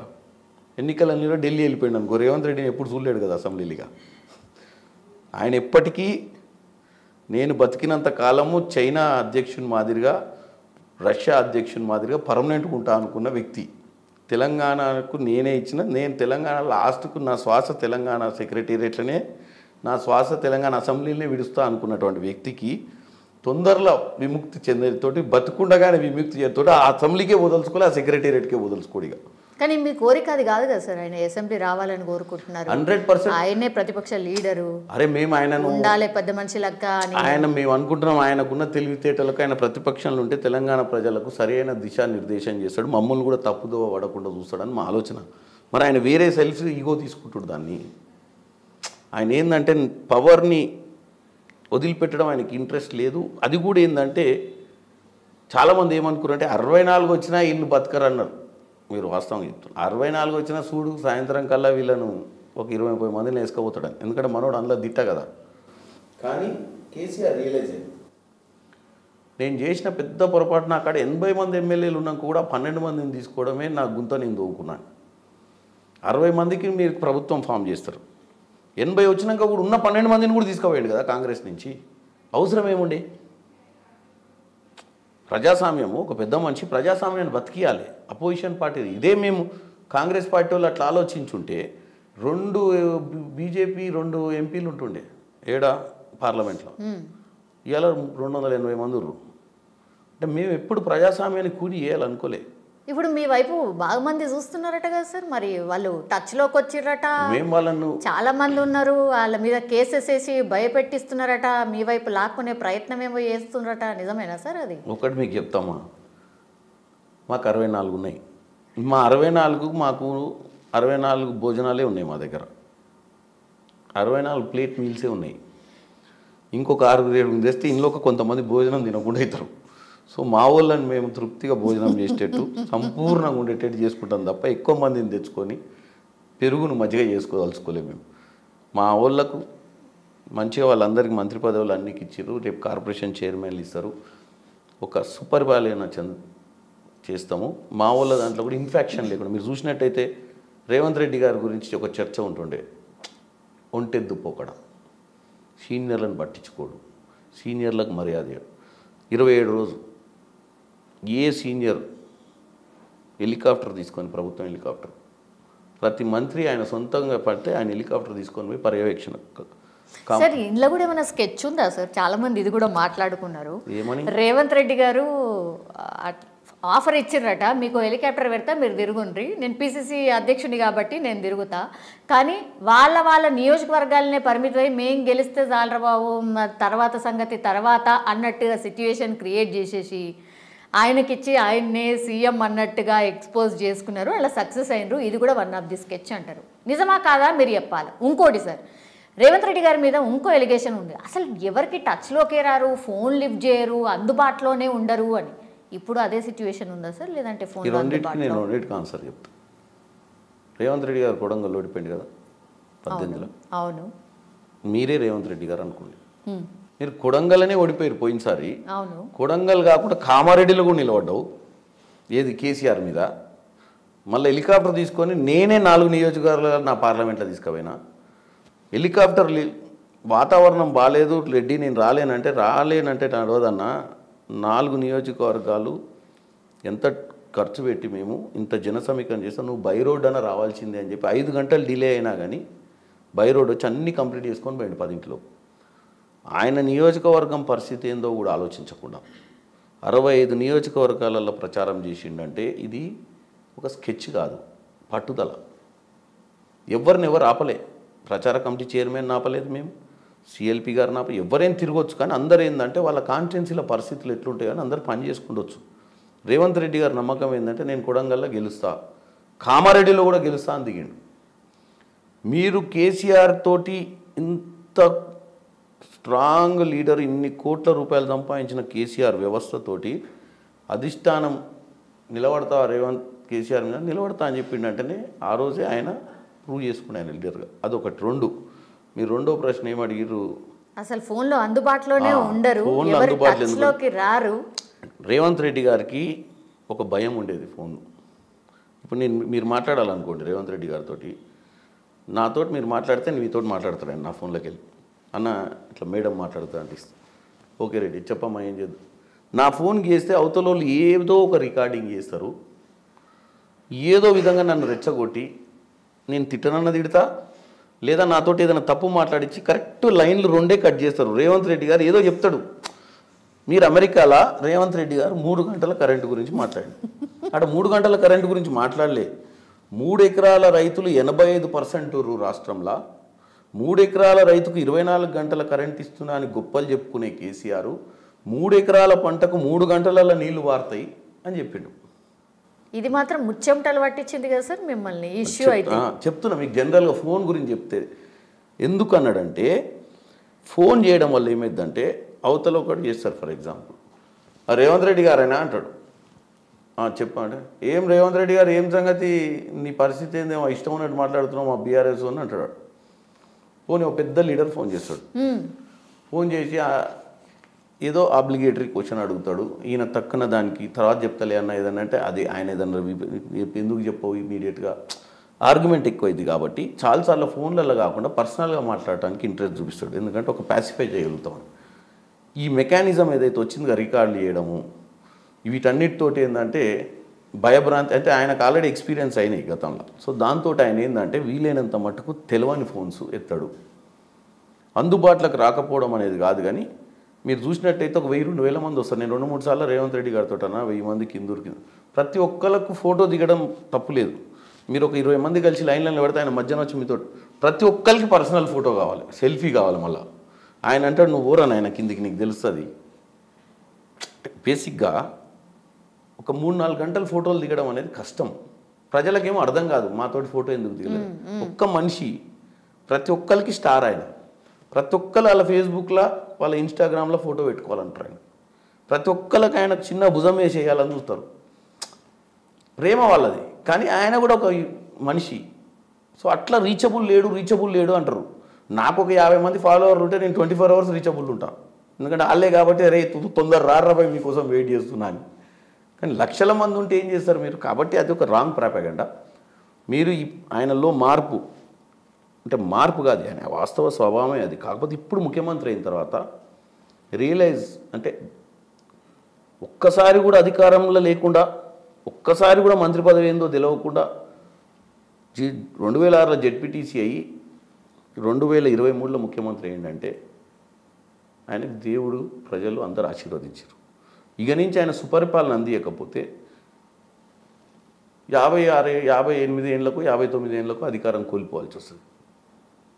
అధికారం కోల్పోయిన తర్వాత పరిస్థితులు ఎట్లుంటాయో ఎప్పుడన్నా మీరు ఇంటర్వ్యూలు చేసినప్పుడు కిరణ్ కుమార్ రెడ్డి గారిని వాళ్ళని అడిగితే చెప్తారు. సో రేవంత్ రెడ్డి గారు ఆ కోవకు చెందినవాడు కాదని నేను చెప్తున్నా. కానీ సీనియర్లు అసలు ఒక్కళ్ళు కూడా ఏం మాట్లాడలేను సార్. ఏం జాదు చేసారు ఒక్కళ్ళు కూడా అసలు యాంటీగా ఏం మాట్లాడలేదు. అప్పటి వరకు అసలు మేము సీఎం రేస్లో ఉన్నామంటే మేము సీఎం రేస్లో ఉన్నామన్నారు. అట్లాంటి వాళ్ళు అసలు ఎక్దమ్ కామ్ డౌన్ అయిపోయారు. ఏం జాదు చేసారో అర్థమే కాకపోయారు. జాదు ఏం చేయలేదు. ఎప్పుడైతే అధిష్టానం క్లియర్ స్టాండ్ రేవంత్ రెడ్డి గారిని ముఖ్యమంత్రి చేయాలనుకుర్రో, మీరు రేవంత్ రెడ్డి గారిని ముఖ్యమంత్రిగా అనౌన్స్ చేసినప్పుడు ఇటు బట్టి గారు ఇటు ఉత్తమ్ గారు మధ్యన కేసీ వేణుగోపాల్ గారు అనౌన్స్ చేశారు. చర్చలు అయినాయి. వాళ్ళకి అర్థమయ్యే విధంగా వాళ్ళు మాట్లాడుకున్నాకనే ముఖ్యమంత్రిగా నేను యాక్సెప్ట్ చేశారు. ఒక హెల్తీ డిబేట్ అయింది. అందరు ఏమన్నారు, మళ్ళా చూసిరు 60 ఎల్లా సూట్స్లో తీసుకొని పెట్టిరు, ఈ కాంగ్రెస్ వాళ్ళతో ఇదే సౌరభై వీళ్ళు ముగ్గురు అట్లా అంటలేదమ్మా. ముగ్గురేమో ముందే పోయి ఢిల్లీకి, ఇప్పుడు ఈయన పోతుంది ఢిల్లీకి, ఏంద్రా వీళ్ళు ముఖ్యమంత్రినే డిసైడ్ చేసుకోలేకపోతున్నారని బయట నన్నే అడిగారు చాలామంది ఎల్లా సూట్స్. నేను చెప్పిన బాబు, మధ్యప్రదేశ్లో ఏమవుతుంది, ఛత్తీస్గఢ్లో ఏమవుతుంది, రాజస్థాన్లో ఏమవుతుంది, సేమ్ ఎన్నికలు సేమ్ టైంకి డిక్లేర్ అయినాయి. మరి వాళ్ళ ముగ్గురు ముఖ్యమంత్రులు లేరురా? ఖాళీ వాళ్ళు కూడా చర్చలే చేసుకుంటారు. మా ముఖ్యమంత్రి ఫస్ట్ అయ్యిండు, ఆ ముగ్గురు మా తర్వాత 5 రోజులకు అయ్యారు. సో ప్రజలకి చెప్తున్నాం, బీజేపీ అంత పెద్ద సిస్టమేటిక్ పార్టీ కదా. వాళ్ళ డాన్ మోడీ గారు అమిత్ షా గారు ఏది చెప్తే గీస్తే దాటనోళ్ళు కదా. వాళ్ళకే వారం 10 రోజులు పట్టింది చర్చలు. అటు వసుంధర రాజన్ కంట్రోల్ చేయనికే, ఇటు రమణ్ సింగ్ని కంట్రోల్ చేయనికే, అక్కడ శివరాజ్ చౌహాన్ని కంట్రోల్ చేయనికే, కొత్త ముఖ్యమంత్రులు చేస్తే. సో ఏ పార్టీలైనా ఇది కామన్ ఉంటుంది అని అంటది. కాకపోతే అన్నిటికీ భలే చెప్తున్నారు సార్. అసలు ఏడ కూడా ఎవరు నొచ్చుకోకుండా ప్రాజెక్ట్ చేసేదాన్ని బట్టి సిస్టమ్ ఉంటుందండి. ప్రస్తుతం మాకు వచ్చి 27 రోజులు కాలే, అరే 6 పథకాలు అబ్బా మోసం చేసేసారు ప్రజలు, అన్యాయం అయిపోయారు ప్రజలు. వాడు అంటాడు ఆల్రెడీ కాళేశ్వరం ప్రాజెక్టు సెటిల్ అయిపోయింది, ఏం చేయరు వీళ్ళు. అంతో మాట్లాడేసుకున్నారు, 2-3 వేల కోట్లకు మాట్లాడుకొని ఢిల్లీకి పంపించేస్తారు పైసలు. ఇక వీళ్ళు ఏమైనా సిబిఐకి అని ఆయన ఎవరు నిన్న కిషన్ రెడ్డి గారు మహానుభావుడు, ఈ సిబిఐకి లెటర్ రాయి, మేము రేపటి నుంచే మొదలు పెడతాం. కారణం మరి 9.5 ఏళ్ళు గాడిద పనులు దోతురు అని అడిగారు రేవంత్ రెడ్డి గారు. మేము అపోజిషన్లో ఉన్నప్పుడు, మా దగ్గర వ్యవస్థలు లేనప్పుడు, మేము నిస్సహాయాలుగా ఉన్నప్పుడు, బాబు దొంగతనం జరుగుతుంది నాయన కాపాడండి సారు అని నీ దగ్గరకు వస్తే మరి ఏం చేసినావా? అప్పుడు వాళ్ళ దగ్గర శిస్తు తీసుకొని చల్లగా కూర్చుర్రు అప్పుడు బీఆర్ఎస్ ప్రభుత్వం దగ్గర. ఇప్పుడు మేము అధికారంలోకి వచ్చి వ్యవస్థలని మా చేతుల్లో మీకెందుకు ఇస్తామా ఎంక్వైరీ? మేము మాకు చేత కాకపోతే మీకు ఇస్తాం కదా. మేము వచ్చి 20 రోజుల పాలనలా ఇంత తొందరపడి ఇన్ని రోజులు లేని నీ ఆరాటము ఇప్పుడు సిబిఐకి నేను ఇస్తా అంటే, మాకు చేత కాకపోతే 6 నెలల్లో కాళేశ్వరం మీద కానీ బీఆర్ఎస్ మీద కానీ మేము సరి అయినటువంటి చర్యలు తీసుకోకపోతే అప్పుడు అడుగు సిబిఐకి. మాకు నమ్మకం ఉంది. మేము ప్రభుత్వంలో లేనప్పుడు అడిగినాం సిబిఐ. ఎందుకు అడిగినంటే మా దగ్గర సెంట్రల్ లేదు, స్టేట్ లేదు. 6 హామీలు నెరవేర్చలేకనే ఇవన్నీ ముందుకు తెస్తారు. శ్వేతపత్రాలని, ఆ పత్రాలని, అసలు పైసలేడు ఉన్నాయి, ఖజానాలో ఏం లేదు అని మా మీద బురద జల్లుతున్నారు. మీకు అసలు 6 హామీలు ఇచ్చే ఇంట్రెస్టే లేదు, ప్రజల్ని మీరు ఆల్రెడీ మెస్మరైజ్ చేయడం స్టార్ట్ చేసిర్రు అనేది కూడా ఉంది సార్. నేను ఒకటి చెప్తామ్మా, మేము తుక్కుగూడలో సోనియా గాంధీ గారు వచ్చి 6 పథకాలు ఇచ్చారు. తెల్లారే మన top minister, glamorous minister, cinema actor లెక్క ఉంటాడు కదా కేటీఆర్, వచ్చి ఏమన్నాడు, పిచ్చోళ్ళు అయింది, ఏది వయబుల్ కాదు, మనకున్న ఆర్థిక పరిస్థితిలో ఈ 6 గ్యారెంటీలు అనేది చెయ్యడానికే వ్యసనబాటు లేదని చెప్పిపోయిండు. ఓ వారం రోజుల తర్వాత వాళ్ళ నాయన వచ్చిండు ఫామ్ హౌస్లోకి వెళ్ళి, అలా కానీ జనాలకి ఇవన్నీ ఎక్కుతాయరా, నువ్వు చెప్తే నేను చెప్తా చూడిపోయా అని చెప్పి, వాళ్ళు ఎంతకి ఇస్తారన్నారా? 500 నేను 400కి ఇత్తపో. వాళ్ళు ఎంత ఇస్తా అన్నారా? 2500. నేను 3016 ఇత్తపో. చెప్తున్నా మీకు. అంటే మీరు ప్రజల మధ్యానికి పోయి మేము ఇచ్చిన పథకాలు వయబులే కాదని చెప్పిన వాళ్ళు మీ నాయన ముఖ్యమంత్రికి వచ్చి మాకంటే ఇంకా బ్రహ్మాండంగా యాడ్ చేసే కాడ యాడ్, తగ్గించే కాడ తగ్గించి ఇంకా గొప్పగా చెప్పి ప్రయత్నం చేసిరు కదా. మేము వచ్చిన 27 రోజులలోనే మేము ఫెయిల్ అవుతామని ఒకడు, ఇక ఆ పల్ల రాజేశ్వర రెడ్డి, ఆ కడియం శ్రీహరి, ఇక వారం 10 రోజుల ప్రభుత్వమే కూలిపోద్ది అనోడు. ఆయన రాజా సింగ్ బీజేపీ చేయమైనసే జాదా నేరైతే అంటాడు. ఏంది ప్రజాస్వామ్యము? మేము చెప్పులు వేసుకొని బూట్లు వేసుకొని రోడ్డు మీదకే పోలేదు, కారు ఎక్కి ప్రగతి భవన్కి పోలేదు, సెక్రటరీ కూలిపోద్ది. ఎందుకు సార్ మీ మీద నమ్మకం ఎందుకు కుదురుతలేదు? అధికారంలోకి వచ్చినా సరే మీ మీద ఎందుకు ఇట్లా వస్తున్నది? నెల రోజులన్నా కాకంటే ముందే. ప్రజలకు ఏం సంబంధం లేదు, అధికారంలోకి తెచ్చింది వీళ్ళు కాదు, మమ్మల్ని ప్రజలు ఓట్లు వేసి తెచ్చిర్రు. మాకు నమ్మకం లేక కాదు, వాళ్ళకి నమ్మకం కుదురుతలేదు మేము వచ్చినామని. ఆ నమ్మకంగా కూడా పిచ్చి పిచ్చి కూతలు కూస్తుర్రు వాళ్ళు. ఫస్ట్ ఆఫ్ ఆల్ నేను ఒకటి చెప్తున్నామ్మా మీకు, కేటీఆర్ కానీ హరీష్ రావు కానీ వాళ్ళకు ఉన్నటువంటి సీనియర్ లీడర్లకు ఇప్పటికీ కూడా ఏమన్నా కూర్చుంటే వశపడతలేదు. అరే అమ్మ ఎట్టొచ్చిరా అధికారంలోకి, అస్సలు లెక్కలలో కూడా సెట్ కాలేదు. నీ అమ్మ ఏడ తప్పు చేసినాం అనేది ఇంకా డైజెస్ట్ కావట్లే వాళ్ళకు. ఏడ తప్పు చేశారు సార్? తప్పేం చేసిరంటే ప్రజలు వాళ్ళ గొప్పతనం చూసిర్రు. ఇంటికో ఉద్యోగం ఇస్తా అన్నాడు, డబుల్ బెడ్రూమ్ ఇస్తా అన్నాడు, 3 ఎకరాల భూమి దళితులకు ఇస్తా అన్నాడు. మరి ఊకుంటారా? మళ్ళీ అన్ని పిచ్చి మాటలు. దళిత బంధాన్ని పెట్టిండు 10 లక్షల రూపాయలు అంటే పాపం అందరు పైకి ఫ్యాన్ చూసుకుంటూ వండుకురు, 10 వస్తే ఏం చేయాలని. అడు 10 ఇవ్వకపోయా. మనిషికి ఆశ పుట్టించుడు ఒక ఎత్తు, ఆశ పుట్టించిన తర్వాత ఇవ్వకపోతే మనసు విరుగుద్ది. మన పిల్లలకు కూడా మనం రేపు బండి కొనిస్తా అన్నాక వాడు అన్నం తినడు వారం రోజులు. వాడు బండి కొనియని రాబోయి అక్కడ పరిస్థితి బాగాలేదు, సైకిలే కొనిస్తా అంటే వాడు సైకిల్ ఇస్తాడు, మన ఆయన అంతకంటే ఎక్కువ మెంటల్గా ప్రిపేర్ అవుతాడు. ఆశ ఎక్కువ చూపిస్తే మన ఇంట్లో పిల్లలే ఒప్పుకోరు. సో తెలంగాణ ప్రజలు ఎందుకు ఒప్పుకుంటారు? మొత్తం చుక్కలు చూపించిండు. ఒరిజినల్ మాటలు మాట్లాడితే బాగుండు. పిట్టల దొర మాటలు మాట్లాడిండు, వదిలేసిరు ఇంటికాడ తీసుకుపోయి, నువ్వు ఈడైతేనే బెటర్ అని ఫామ్ హౌస్కి వదిలేసిరు. ఓకే, 6 గ్యారెంటీల మీద ఫుల్ అంటే ఫుల్గా జనాలు ఎదురు చూస్తున్నారు సార్. ఫామ్లు అయితే పిచ్చి పిచ్చిగా లక్షలలో ఉంటున్నాయి. ఆ స్క్రూటినీ ఎప్పుడవుతుంది? అసలు ఏ పథకానికి ఎవరు అర్హులు? నిబంధనలు ఏంది? రేషన్ కార్డు అసలు ఎవరిస్తారు? రేషన్ కార్డు ఉండాలంటారు. రేషన్ కార్డు అప్లికేషన్లు 50 లక్షల పైన ఉంటుంది. ఇవన్నీ తేల్చేది ఎప్పుడు? ఏంది? తేల్చే లోపలనే కరెక్ట్ 100 రోజులు పెట్టుకున్నారు. ఆ 100 రోజులలో పార్లమెంట్ ఎలక్షన్కి సంబంధించిన నోటిఫికేషన్ వస్తుంది. 100 రోజులు మీరు చెప్తుర్రు, కానీ మంచిగా దాన్ని 200 రోజుల దాకా బిందాస్గా ఆ స్క్రూటినీ ప్రాసెస్ అదంతా చేసి ఆఫ్టర్ పార్లమెంట్ ఎలక్షన్సే ఇంప్లిమెంట్ అయ్యేలాగా ఒక స్కెచ్ చేసిండ్రు అనేది కూడా ఒక టాక్ సార్. చూడమ్మా, ఫస్ట్ మనకున్న పరిస్థితులు మనం ఎవరికి ఇవ్వాలనేది క్లారిటీగా మనం వర్కౌట్ చేయాలి.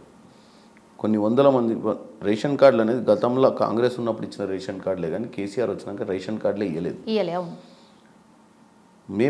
మేము గ్యారంటీలు ఇచ్చింది ఇంప్లిమెంట్ చేయడానికే. గ్యారంటీలు ఇచ్చిన తర్వాత కింద వ్యవస్థలో తప్పిదాలు జరగొద్దు. నిన్న రేవంత్ రెడ్డి గారు క్లియర్గా చెప్పిండు, మన బూత్లో ఎవరైతే పనిచేసి మనకు ఓట్లు వేయించినో వాళ్ళు వాలంటీర్గా పెట్టి మన పథకాలు అందుతున్నాయా లేదా చూడాల్సిన బాధ్యత కూడా పార్టీ తీసుకోవాలని చెప్పిండు. మనం చిత్తశుద్ధితోటి పరిపాలన చేయాలన్నాడు. ఎవరికి ఇస్తున్నాం, ఎవరికి ఇస్తలేము, ఎందుకు ఇస్తలేము అనేది క్లారిటీ ఉండాలి. రేషన్ కార్డులు ఉన్నోళ్ళు ఇప్పుడు 10 లక్షల రూపాయలు ఆరోగ్యశ్రీ, అది ఎవరికి చెందాలి? డబ్బులు ఉన్నోళ్ళు యూటిలైజ్ చేసుకునేకే కాదు, పేదవాడికే అందాలి. అవి పేదవాడికి అందాలంటే హరిబరిగా రాత్రి కాళేశ్వరం ప్రాజెక్ట్ కట్టినట్టు కడితే కూలిపోతాయి. కాబట్టి ఆయన ఏంటంటే దానికి సిస్టమేటిక్గా కలెక్ట్ చేసి 100% మీరు అన్నట్టు ఎన్నికల ముందు వాగ్దానాలు చాలా వరకు గాలి మాటలే ఉంటాయి. కానీ మేము గాలి మాటలు లెక్క కాకుండా వాస్తవాలు చేయాలనుకుంటున్నాం. తొందరపడి చేసి తప్పిదాలు చేసి ప్రజల చేతుల్ని తిట్లు తినాల్సిన పరిస్థితికి రావద్దని చెప్పి ఈరోజు ప్రతిపక్షాలు మమ్మల్ని ఎంత తప్పు పట్టినా మేము వాటిని పట్టించుకోదలుచుకోలేదు. ఎందుకంటే ప్రోగ్రెస్ రిపోర్ట్ అనేది ప్రజలే ఇస్తారు. రేపు మమ్మల్ని అధికారంలోకి వెళ్ళి పక్కకు ఇసిరేసేది కూడా వాళ్ళే. మేము అధికారంలో కంటిన్యూ ఉండాలంటే చేసే పని చిత్తశుద్ధితో పనిచేయాలి. తొందర అవసరం లేదు. అనుకోవచ్చు మేము 100 రోజుల్లో చేస్తామని, 100 రోజులలో చేసే ప్రయత్నం చేస్తాం. బస్సు అంటే ఇమీడియట్గా అవైలబిలిటీ ఉంటే చేయగలిగినాం. 500 సిలిండర్ ఇవ్వాలంటే 500 సిలిండర్ కనెక్షన్లు ఎన్ని చూసుకోవాలి. ఎక్కడికి ఏ కనెక్షన్ వాళ్ళు ఎంతమంది ఎవడు 200 యూనిట్ కరెంట్ ఇవ్వాలి. 200 యూనిట్ కరెంట్ ఇవ్వాలంటే వీళ్ళందరికీ బిలో పవర్టీ లైన్కి ఫస్ట్ ప్రయారిటీ ఇవ్వాలి. ఇప్పుడు నేను 200 యూనిట్ కరెంట్ కట్టుకునే శక్తి ఉన్నోని నేను కూడా పోయి లైన్లో అప్లికేషన్ చేసుకుంటే లబ్ధిదారుడు అన్యాయం అవుతాడు. వీటన్నిటిని చేయాలంటే మీ యూట్యూబ్ ఛానల్ ద్వారా ప్రజలకు తెలియజేస్తుంది ఏంటంటే ఇవన్నీ చేయాలంటే చిత్తశుద్ధితో పనిచేయాలంటే మనకు స్టాటిస్టిక్స్ రావాలి. వాటి కోసమే ఈరోజు ప్రజాపాలన పెట్టి మా ఎమ్మెల్యేలందరినీ పెట్టి అక్కడ తీసుకుంటున్నాం డేటా. తీసుకొని ఈరోజు మీరు పేపర్ చూసినట్టయితే 17వ తారీఖు కల్లా అంత డేటా ఎంట్రీ ఎండిపోవాలని చెప్పి ట్రైనింగ్ ప్రోగ్రామ్స్ పెడుతున్నారు డేటా ఎంట్రీస్కి. డేటా ఎంట్రీ అయినాక దేని గైడ్ లైన్స్ ప్రకారం ఏం స్క్రూటినీ తీసుకొని బయటికి తరను ఫేజ్ వైజ్గా చేసుకుంటూ వస్తారు. అంటే బిలో పవర్టీ లైన్ ఎవడు, ఎందుకంటే మన దగ్గర ప్రతిదీ కూడా వాస్తవంగా పేదోనికి ఏది అందకుండా మధ్యవర్తులు దళారులు దీన్ని దౌర్భాగ్య పరిస్థితి తీసుకొచ్చారు. రేషన్ కార్డు ఎవరికైతే రావాలనో వానికి 10 ఎకరాల భూమి ఉంటుంది, భూమికి 50 లక్షల విలువ ఉంటుంది, 5 కోట్ల రూపాయలు 10 కోట్ల రూపాయలు నోటు రేషన్ కార్డు పట్టుకొని తిరుగుతుంటాడు ఊళ్ళల్లో. ఫస్ట్ వీళ్ళందరినీ మనం ఐడెంటిఫై చేయాలి. ఎందుకు చేయాలంటే మనకున్న డబ్బు మినిమం, ఆ డబ్బులో మనం నిజంగా పేదోడు నిజంగా లబ్ధిదారునికి అందే విధంగా చేస్తేనే మనం సక్సెస్ అవుతాం. ఈరోజు తిట్టొచ్చు మమ్మల్ని, మేము తప్పించుకుంటున్నామని అనొచ్చు. తప్పించుకుంటే ఎట్లా దొరుకుతాం? 6 నెలలకు కాకపోతే 4 నెలలకు దొరుకుతాం. మీరు అన్నట్టు మాకు చేయాలని ఇంట్రెస్ట్ లేకపోతే ప్రజలు మమ్మల్ని క్షమించరు. ప్రతిపక్షాలు మమ్మల్ని, మేము 5 ఎమ్మెల్యేలతో లేదు మాకు ప్రతిపక్షం. 39 మంది బీఆర్ఎస్, 8 మంది బీజేపీ, 7 ఎంఐఎం, ఇంతమంది ఉన్నాడు. వాళ్ళకంటే ముందు ప్రజలే క్వశ్చన్ చేస్తారు సార్. ప్రజలు అవసరం లేదండి, నేను అనేది ప్రజలు ఎట్లా క్వశ్చన్ చేస్తారు. ప్రజలకు మీలాంటి వాళ్ళు పోయి మైకులు పెట్టినప్పుడే ప్రశ్నిస్తారు. ఆడ అసెంబ్లీలో వేదికగా వాళ్ళు ఒక ప్రజలు ఎన్నుకోబడ్డ నాయకులుగా వాళ్ళైతే వదిలిపెట్టరు కదా మమ్మల్ని. 3 రోజులకే వాడు తనుకొని ఉరుకొత్తుంటే 7 ఉన్నాయి పథకాలని, 3 నెలల తర్వాత మమ్మల్ని ఉరిదీస్తారు. డెఫినెట్గా మేము అందిస్తాం, మా మీద నమ్మకం పెట్టుకోమని కోరుకుంటున్నాం. సార్ ఇప్పుడు పార్లమెంట్ ఎలక్షన్ సార్, ఇప్పుడు కరెక్ట్గా ఒక ఎగ్జాక్ట్లీ ఇంకేం సార్, 1-2 నెలలు ఆల్మోస్ట్ స్టార్ట్ అయిపోయింది. ఇంకేంది ఈ మంత్ ఎండ్కి వస్తుండొచ్చు నోటిఫికేషన్స్. సో మరి ఎట్లా ప్రిపేర్ అవుతుంది ఏంది? కొంత గ్రౌండ్ వర్క్ ఏదో ఆల్రెడీ స్టార్ట్ చేసేసినట్టున్నారు. 12 టార్గెట్ పెట్టుకున్నారు ఎందుకు సార్? 17 ఉంటే 12 టార్గెట్ పెట్టుకున్నారు ఎందుకు? మిగతా 5 పాపం అని వేరే వాళ్ళకి వదిలేసిరా? మీరు అన్నారు, మీకు తెలుసు హైదరాబాద్లో మాకేం రాదని. మేము హైదరాబాద్ సీట్ అయితే ఎంఐఎంని కొట్టలేము, ముందే ఒప్పేసుకుంటున్నారు. చెప్తున్నా కదా మీరు చూడు, మీకు కూడా మీరు ఏం చెప్పారు, కామన్ మ్యాన్కి అర్థమయ్యేటట్టు మాట్లాడండి. ఇక్కడన్నా మా దగ్గర కొంచెం ఫేర్గా ఉండమని చెప్పారు మీరు రాగానే. సో ఫేర్గానే చెప్తున్నా. మాకు మహబాద్, ఖమ్మం, నల్గొండ, భువనగిరి, నాగర్ కర్నూల్, మహబూబ్ నగర్, చేవెళ్ళ, జైరాబాద్, మెదక్ కూడా వదిలేసిన మధ్యన, నిజామాబాద్ కూడా వదిలేస్తున్నా, కరీంనగర్, వరంగల్, పెద్దపల్లి. సరిపోయింది కదండి మీకు. టక్క రాష్ట్రం అంతా చూపించిన కదా. మహబాద్ మొదలుపెట్టి ఇట్లా తిరుక్కుంటూ వచ్చి ఇట్లా పోయిన అక్కడికి. సో ఎందుకంటున్నా అంటే మన వరంగల్లో మేము ఎక్స్పెక్ట్ చేయలే. వరంగల్ నల్గొండ మాదిరిగా వస్తాయని. దక్షిణ తెలంగాణలో ఎన్ని సీట్లు వచ్చినాయో వరంగల్లో నల్గొండ పార్లమెంటు 7కి 7 వచ్చినాయి. భువనగిరి పార్లమెంటు 6కి 6 వచ్చినాయి. 6కి 6 ఒకటి ఓడిపోయాను. ఉత్తర తెలంగాణలో ఆ విధంగా వస్తాయని ఏది వరంగల్ పార్లమెంటు ఆ రిజల్ట్ ఇస్తాను ఎక్స్పెక్ట్ చేయలే. Peddapalli parliament 7 out of 7. Karimnagar పార్లమెంట్లో చొప్పదండి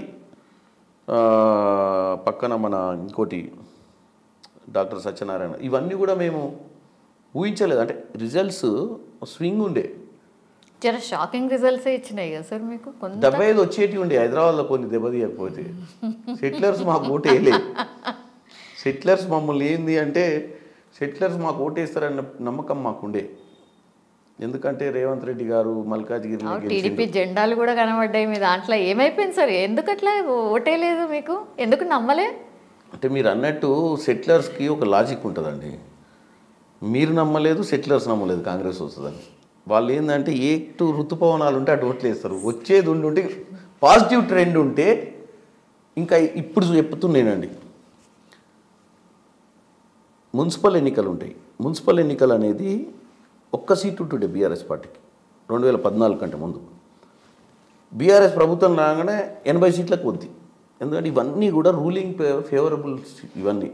ఎందుకంటే ఇక్కడున్న జనము రూలింగ్తో పాటు బతుకుతారు. ఇక్కడున్న జనం రూలింగ్కి సపోర్ట్ చేస్తారు. ఇప్పుడు రేవంత్ రెడ్డి గారు ముఖ్యమంత్రి అయిన తర్వాత హైదరాబాద్ సిటీ చాలా పాజిటివ్ అవుతుంది. మల్కాజ్గిరి సీట్ కూడా గెలిచే అవకాశాలు ఉంటాయి. సికింద్రాబాద్ సీట్లో కూడా కరెక్ట్గా మనం ప్రాపర్ గ్రౌండ్ వర్క్ చేసుకునేది. ఎందుకు మనం ప్రక్షాళన మా ఆర్గనైజేషన్ కానీ నేను ఒక వైస్ ప్రెసిడెంట్గా నేను ఏమంటున్నా అంటే గెలిచినామని చెప్పి మా గాంధీ భవన్లో ఉత్సవాలు చేసుకొని గత 15 రోజుల నుంచి ఎవరు పనిచేస్తలేరు. గెలిచినాకనే బాధ్యత ఎక్కువ ఉంటుంది. ఎక్కడ ఓడిపోయినామో అక్కడ గ్రౌండ్ వర్క్ ఎక్కువ చేసుకోవాల్సిన అవసరం ఉంది. ఈరోజు చేవెళ్ళ పార్లమెంట్లో మనకు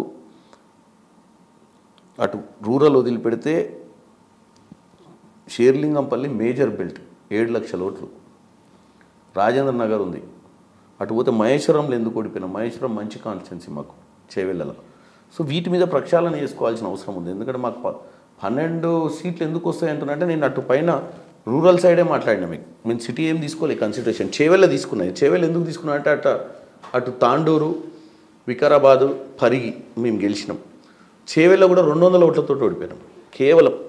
సో నేను దాన్ని కూడా కన్సిడర్ చేసినాం, మేము రికవర్ అవుతామని అక్కడ. కానీ సరే అసెంబ్లీ ఎలక్షన్స్ వేరు, పార్లమెంట్ ఎలక్షన్స్ వేరు కదా. అందుకే అసెంబ్లీ పార్లమెంట్ ఎలక్షన్స్కి వస్తే బీఆర్ఎస్ పార్టీ లేనే లేదని చెప్తున్నారు. అది అయిపోయిందని చెప్పిన, దాని దుకాణం బంద్ అయిపోయింది.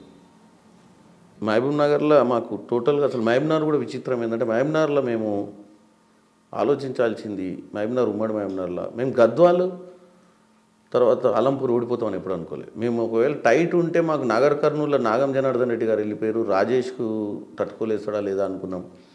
దేవరకద్రల వెంకటేశ్వర రెడ్డిని మా జిఎంఆర్ ఏమైనా తట్టుకుంటారా లేదా అనుకున్నాం, మసూదన్ రెడ్డి.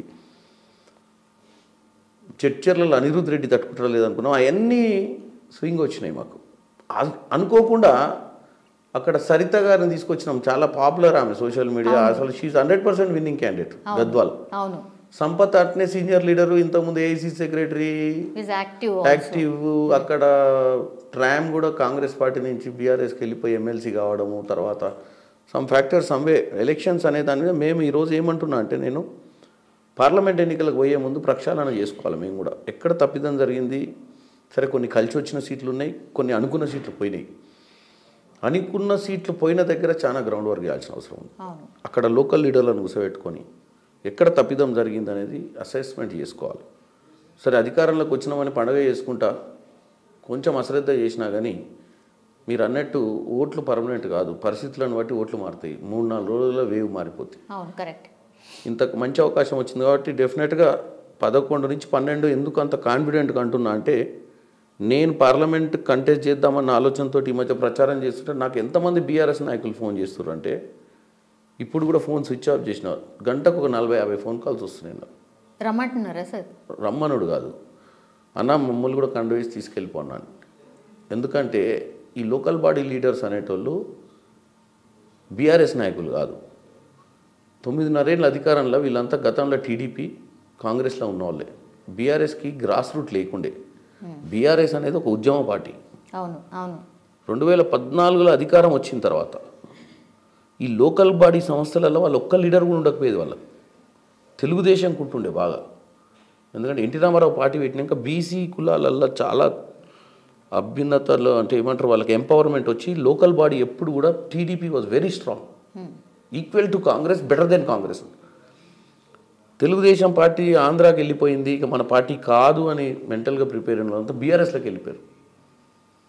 ఈ 9 ఏళ్ళు వాళ్ళు అధికారంలో ఉన్నారు. కానీ వాళ్ళకు ఈరోజు బీఆర్ఎస్ ఓడిపోవడానికి ఒక కీలక అంశం మీ ముందు చెప్తాను నేను. ఎందుకంటే ఈ లోకల్ బాడీ లీడర్స్ ఎవ్వరు కూడా అధికారంలో ఉండి పవర్ని ఎంజాయ్ చేయలేదు, ఆర్థిక పరిస్థితులు మెరుగుపడలేదు. బీఆర్ఎస్లో సెంట్రలైజ్ పవర్ అయిపోయింది, సింగిల్ విండో అయిపోయింది.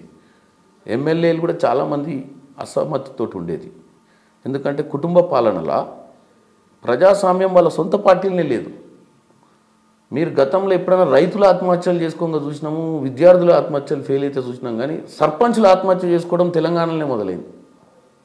ఎందుకంటే స్వయం పాలన అని పెట్టి వాళ్ళ రోడ్లు వాళ్ళ సొంత డబ్బులు పెట్టుకొని ఏదో ఒక రోజు అకౌంట్లకు పైసలు వస్తే తీసుకుందామన్న ఆలోచనలు అప్పు చేస్తే 3 రూపాయల వడ్డీకి 4 రూపాయల వడ్డీకి తెచ్చి కట్టలేక సర్పంచులు చచ్చిపోయినటువంటి పరిస్థితి బీఆర్ఎస్ ప్రభుత్వం. మరి ఎవడు మరి సర్పంచ్ వాళ్ళ పార్టీడే. సో వాళ్ళంతా ఎట్లురంటే మీరు నమ్మరు మేడం. తుంగతుర్తిలో నేను 15 రోజులు ఉన్న శామ్యుల్ కోసం. నాకు తుంగతుర్తి నా మండలం సొంత మండలం తప్ప మిగతా 8 మండలాలు పరిచయాలు లేకుండే. నేను ఈ 15 రోజులు ఆర్థిక లావాదేవీలు, అడ్మినిస్ట్రేషన్, బూత్ మేనేజ్మెంట్ చేసి అందరూ నాకు దగ్గర అయిపోయి మేమేమనుకున్నాం శామ్యుల్ గారు నేనంటే, పాతోళ్ళు ఇబ్బంది పడతారేమో, కొత్త వాళ్ళని చేర్చుకోవద్దు అనుకున్నాం అన్నమాట. ఎందుకంటే వాళ్ళు ఏమంటారంటే, మేము మొత్తం పల్లకి మోసినాం 9 ఏళ్ళు, అధికారంలోకి వచ్చిన 3వ రోజు నుంచి చామల కిరణ్ కుమార్ రెడ్డి వచ్చి అప్పుడున్న జెడ్పీటీసీలు 4 వచ్చారు నా దగ్గరికి. బీఆర్ఎస్ మా 9 మండలాలల్లో సిట్టింగ్ జెడ్పీటీసీలు 4 3 రోజుల ముందు వచ్చారు. ఎప్పుడు ఎన్నికలు 30వ తారీఖు ఉంటే 27, 26కి వచ్చారు మేము జాయిన్ అవుతాం. సిట్టింగ్ జెడ్పీటీసీలు మంత్రి జగదీశ్వర్ రెడ్డి సొంత మండలం నాగారం జెడ్పీటీసీ కూడా వచ్చాడు. ఎందుకంటే అప్పటికి రిజల్ట్ తెలిసిపోయింది.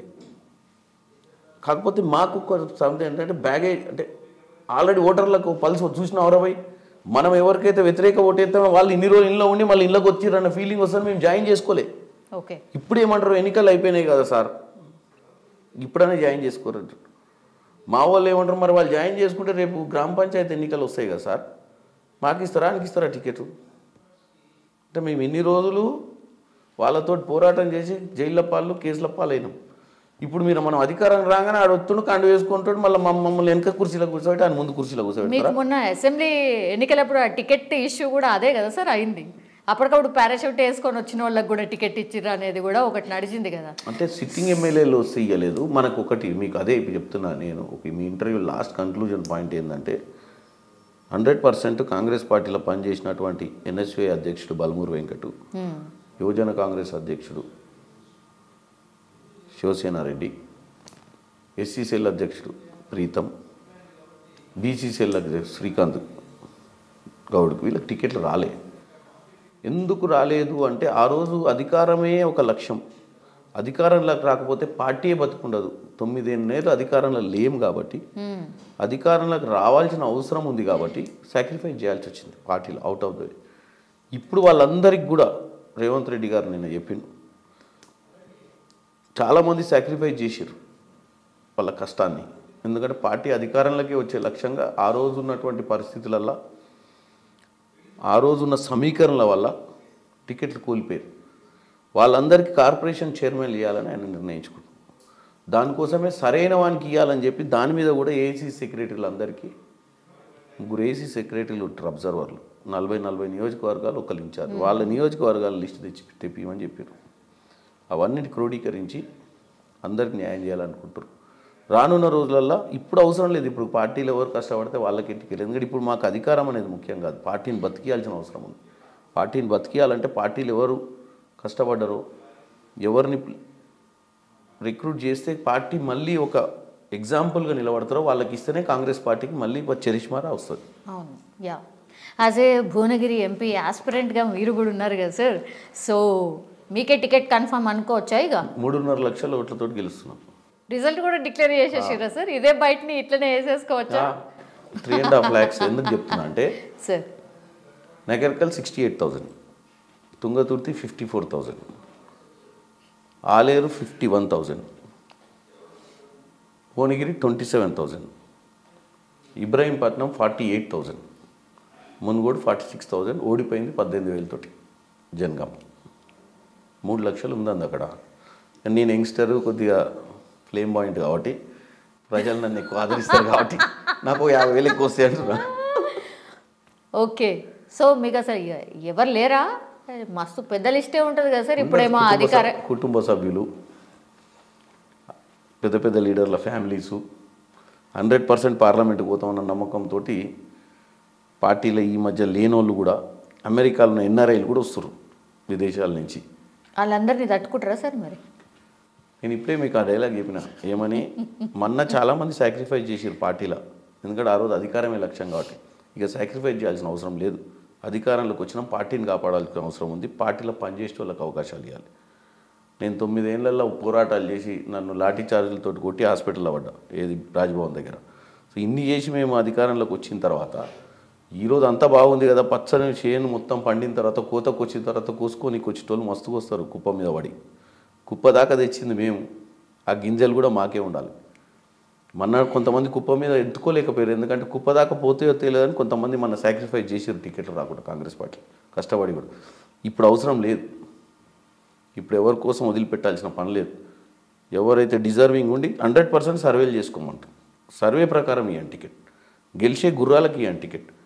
కానీ గెలిచే గుర్రాలు ఉన్నా కానీ బయట నుంచి ఎవడో ఒక పెత్తందారుడు వచ్చిండానో లేకపోతే ఒక కుటుంబ సభ్యుడు వచ్చిండానో వాళ్ళకి ఇచ్చడం కంటే పార్టీలో ఉండి మాలాంటి వాళ్ళకి ఇస్తే 100%. నన్ను చూసి యువజన కాంగ్రెస్లో ఎన్ఎస్యుఏ లాంటి యువకులు ఏం చేస్తారంటే, ఒక ఇన్స్టిట్యూషన్లో ఎందుకు జాయిన్ అవుతారండి చెప్పండి? ఐఏఎం ఎందుకు పోవాలి, ఐఐటి ఎందుకు పోవాలి? ఎందుకంటే 5th ఇయర్లో వాళ్ళకి ప్లేస్మెంట్స్లలో గ్యారంటీ జాబ్ వస్తుందని. అవును, ఎన్ఎస్యుఏ యూత్ కాంగ్రెస్లో పనిచేస్తే కాంగ్రెస్ పార్టీలో ఏదో రోజు ఎమ్మెల్యే అవుతుంటేనే ఈ పార్టీలో ఎవడన్నా వస్తాడు. పని చేసినాక వాడు ఏ రేటు కాలేదనుకోండి, 5 ఏళ్ళు 6 ఏళ్ళు ఇప్పుడు మీ అబ్బాయి ఉండి అనుకోండి, మా అబ్బాయి ఉంది, మా పాప ఉంది, ఎవరైనా ఉంటే స్కూల్లో పోయినప్పుడు వాళ్ళు చిన్నప్పుడు ఎవడు క్లాస్ టీచర్ అడిగితే ఏమవుతారు అంటే వాడు డాక్టర్ అవుతా అంటాడు, ఇంజనీర్ అవుతా అంటాడు, టీచర్ అవుతా అంటాడు, కలెక్టర్ అవుతా అంటాడు, కానీ నేను ఎమ్మెల్యే అవుతా అన్నాడు ఎవడు. తల్లిదండ్రులు కూడా పాలిటిక్స్లోకి వస్తా అంటే ఏ మధ్యతరగతి తల్లిదండ్రులు ఖుషిగా పంపారు. వాడికి తప్పక వాడికి ఏదో ఒక ఆకర్షణ వచ్చి వాడు రాజకీయాలకు వస్తాడు. వాళ్ళు రోజు టెన్షన్. మా నాన్నమ్మ కూడా ఇప్పటికంటారు, మా ఆమె కూడా, నువ్వు పాలిటిక్స్ చేయి కానీ ఒక లిమిట్లో ఉండు, ఎందుకంటే పాలిటిక్సే నీ జీవితం అనుకొని నువ్వు ఏం కాలేదని చెప్పి ఇంటికి ఎప్పుడు బాధపడొద్దు. వచ్చి నీ షూస్ ఎట్లయితే బయట ఇప్పించో నీ రాజకీయం కూడా బయట ఇప్పి లోపల రా. వచ్చినప్పుడు ఫ్యామిలీ మెంబర్కి వచ్చి నవ్వుకుంటుండు, ఇంట్లో వాడెవడో తిట్టిండని, వీడెవడో పట్టించుకోలేదని, నన్నేదో ఇబ్బంది పెట్టిరని. ఆ రాజకీయాలు ఇంటికి వచ్చి మాట్లాడడం వల్ల ఇల్లు డిస్టర్బ్ అవుతుంది. పాలిటిక్స్ అనేది ఎవరు ఎంకరేజ్ చేయరండి. It's not a easy job, it's not an acceptable job by the family members. టీవీలో చూడటానికి బాగుంటుంది నాయకుల్ని, ఏమైండు రేవంత్ రెడ్డి లీడర్ అని. రేవంత్ రెడ్డి ఎన్ని ఇబ్బందులు పడ్డాడు, వాళ్ళ కుటుంబం ఎన్ని టెన్షన్లు పడ్డాడు, కూతురు పెళ్లికి కూడా జైల్లో ఉండాల్సిన పరిస్థితి వచ్చింది. సో ఇవన్నీ ఎవరికి గుర్తుకుండవు. చూడటానికి బాగుంటాయి, దూరపు కొండలు నున్నగా ఉంటాయి అంటారు చూసిన. రాజకీయ నాయకుని జీవితం కూడా అంతే, దూరంగా నున్నగా ఉంటుంది, కానీ ఆయనకున్న ఇబ్బందులు ఫోన్లు ఎత్తాలి, ఎత్తకపోతే కూడా ఇవ్వాలి రేపు. ఎందుకంటే ఓ 30 ఏళ్ల క్రితం నాకు రాజగోపాల్ రెడ్డి గారు ఎంపీ అయ్యిండు. ఒక చిన్న ఉదాహరణ, 2009లో ఎంపీ అయ్యి వచ్చాడు. నేను యూత్ కాంగ్రెస్లో ఉన్నా, అన్న దగ్గరికి బ్రేక్ఫాస్ట్కి పోయాను, కోమటిరెడ్డి రాజగోపాల్. ఫోన్ వచ్చింది, అప్పుడు మొబైల్ యాక్టివ్ నడుస్తుండేది 9లో. ఎత్తిండు, సార్ ఎక్కడురు సార్ అని అడిగిండు అవతల. ఢిల్లీలో ఉన్నా అన్నాడు. ఎప్పుడు వస్తుంది సార్ ఊరికి అంటే ఆయనను ఎవరు నువ్వు అని అడిగే పరిస్థితిలో లేడు. ఎందుకంటే అది చేసినోడు ఏదన్నా సర్పంచో జెడ్పీటీసీ అయితే ఏం సార్ నా నెంబర్ కూడా పెట్టుకోలేదా అంటాడు అవతల నుంచి. చెప్పు అంటాడు.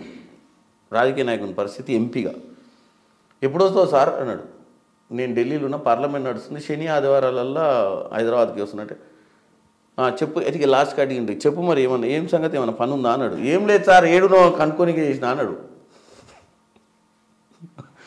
చెప్తున్నా, ఫోన్ పెట్టినాక ఆయన అన్నాడు, నేను ఎంపీ అయినా కిరణ్ కానీ నాకు ఇట్లుంటుందని తెలియదు. చిన్నప్పుడు బిఎన్ రెడ్డి గారు ఎంపీ ఉండే నల్గొండల, ఆయన ఎంపీ ఉన్నప్పుడు దాని దర్జా వేరుండే, ఎందుకంటే అప్పుడు ల్యాండ్ లైనే. వీళ్ళకి ల్యాండ్ లైనే లేదు కొట్టనికి, ఆయన కాడ ల్యాండ్ లైన్ ఉండే. ఓ పల్లెటూరులో ల్యాండ్ లైనే లేదు. సో అంటే ఎంపీ అనేట ఆయన విజిబులే ఉండకపోయేది, సింబల్ విజిబుల్ ఉండేది, సుత్తి కొడవలు ఉండేది, చేయి గుర్తుండేది. అప్పుడు ఇంకా సైకిల్ కూడా రాలే. అవును. అంటే ఆ రోజులలో జరిగే రాజకీయాలకు ఈ యంత్రాలు వచ్చినాక జరిగే రాజకీయాలలో ఏంటంటే 15 నిమిషాలలో మనం ఫోన్ ఎత్త కూడా మెసేజ్ పెడతాడు, ప్లీజ్ లిఫ్ట్ మై కాల్ అనో తెలుగులో, సార్ ఆన్సర్ చేయండి సార్ కాల్ అని. అంటే జవాబుదారి.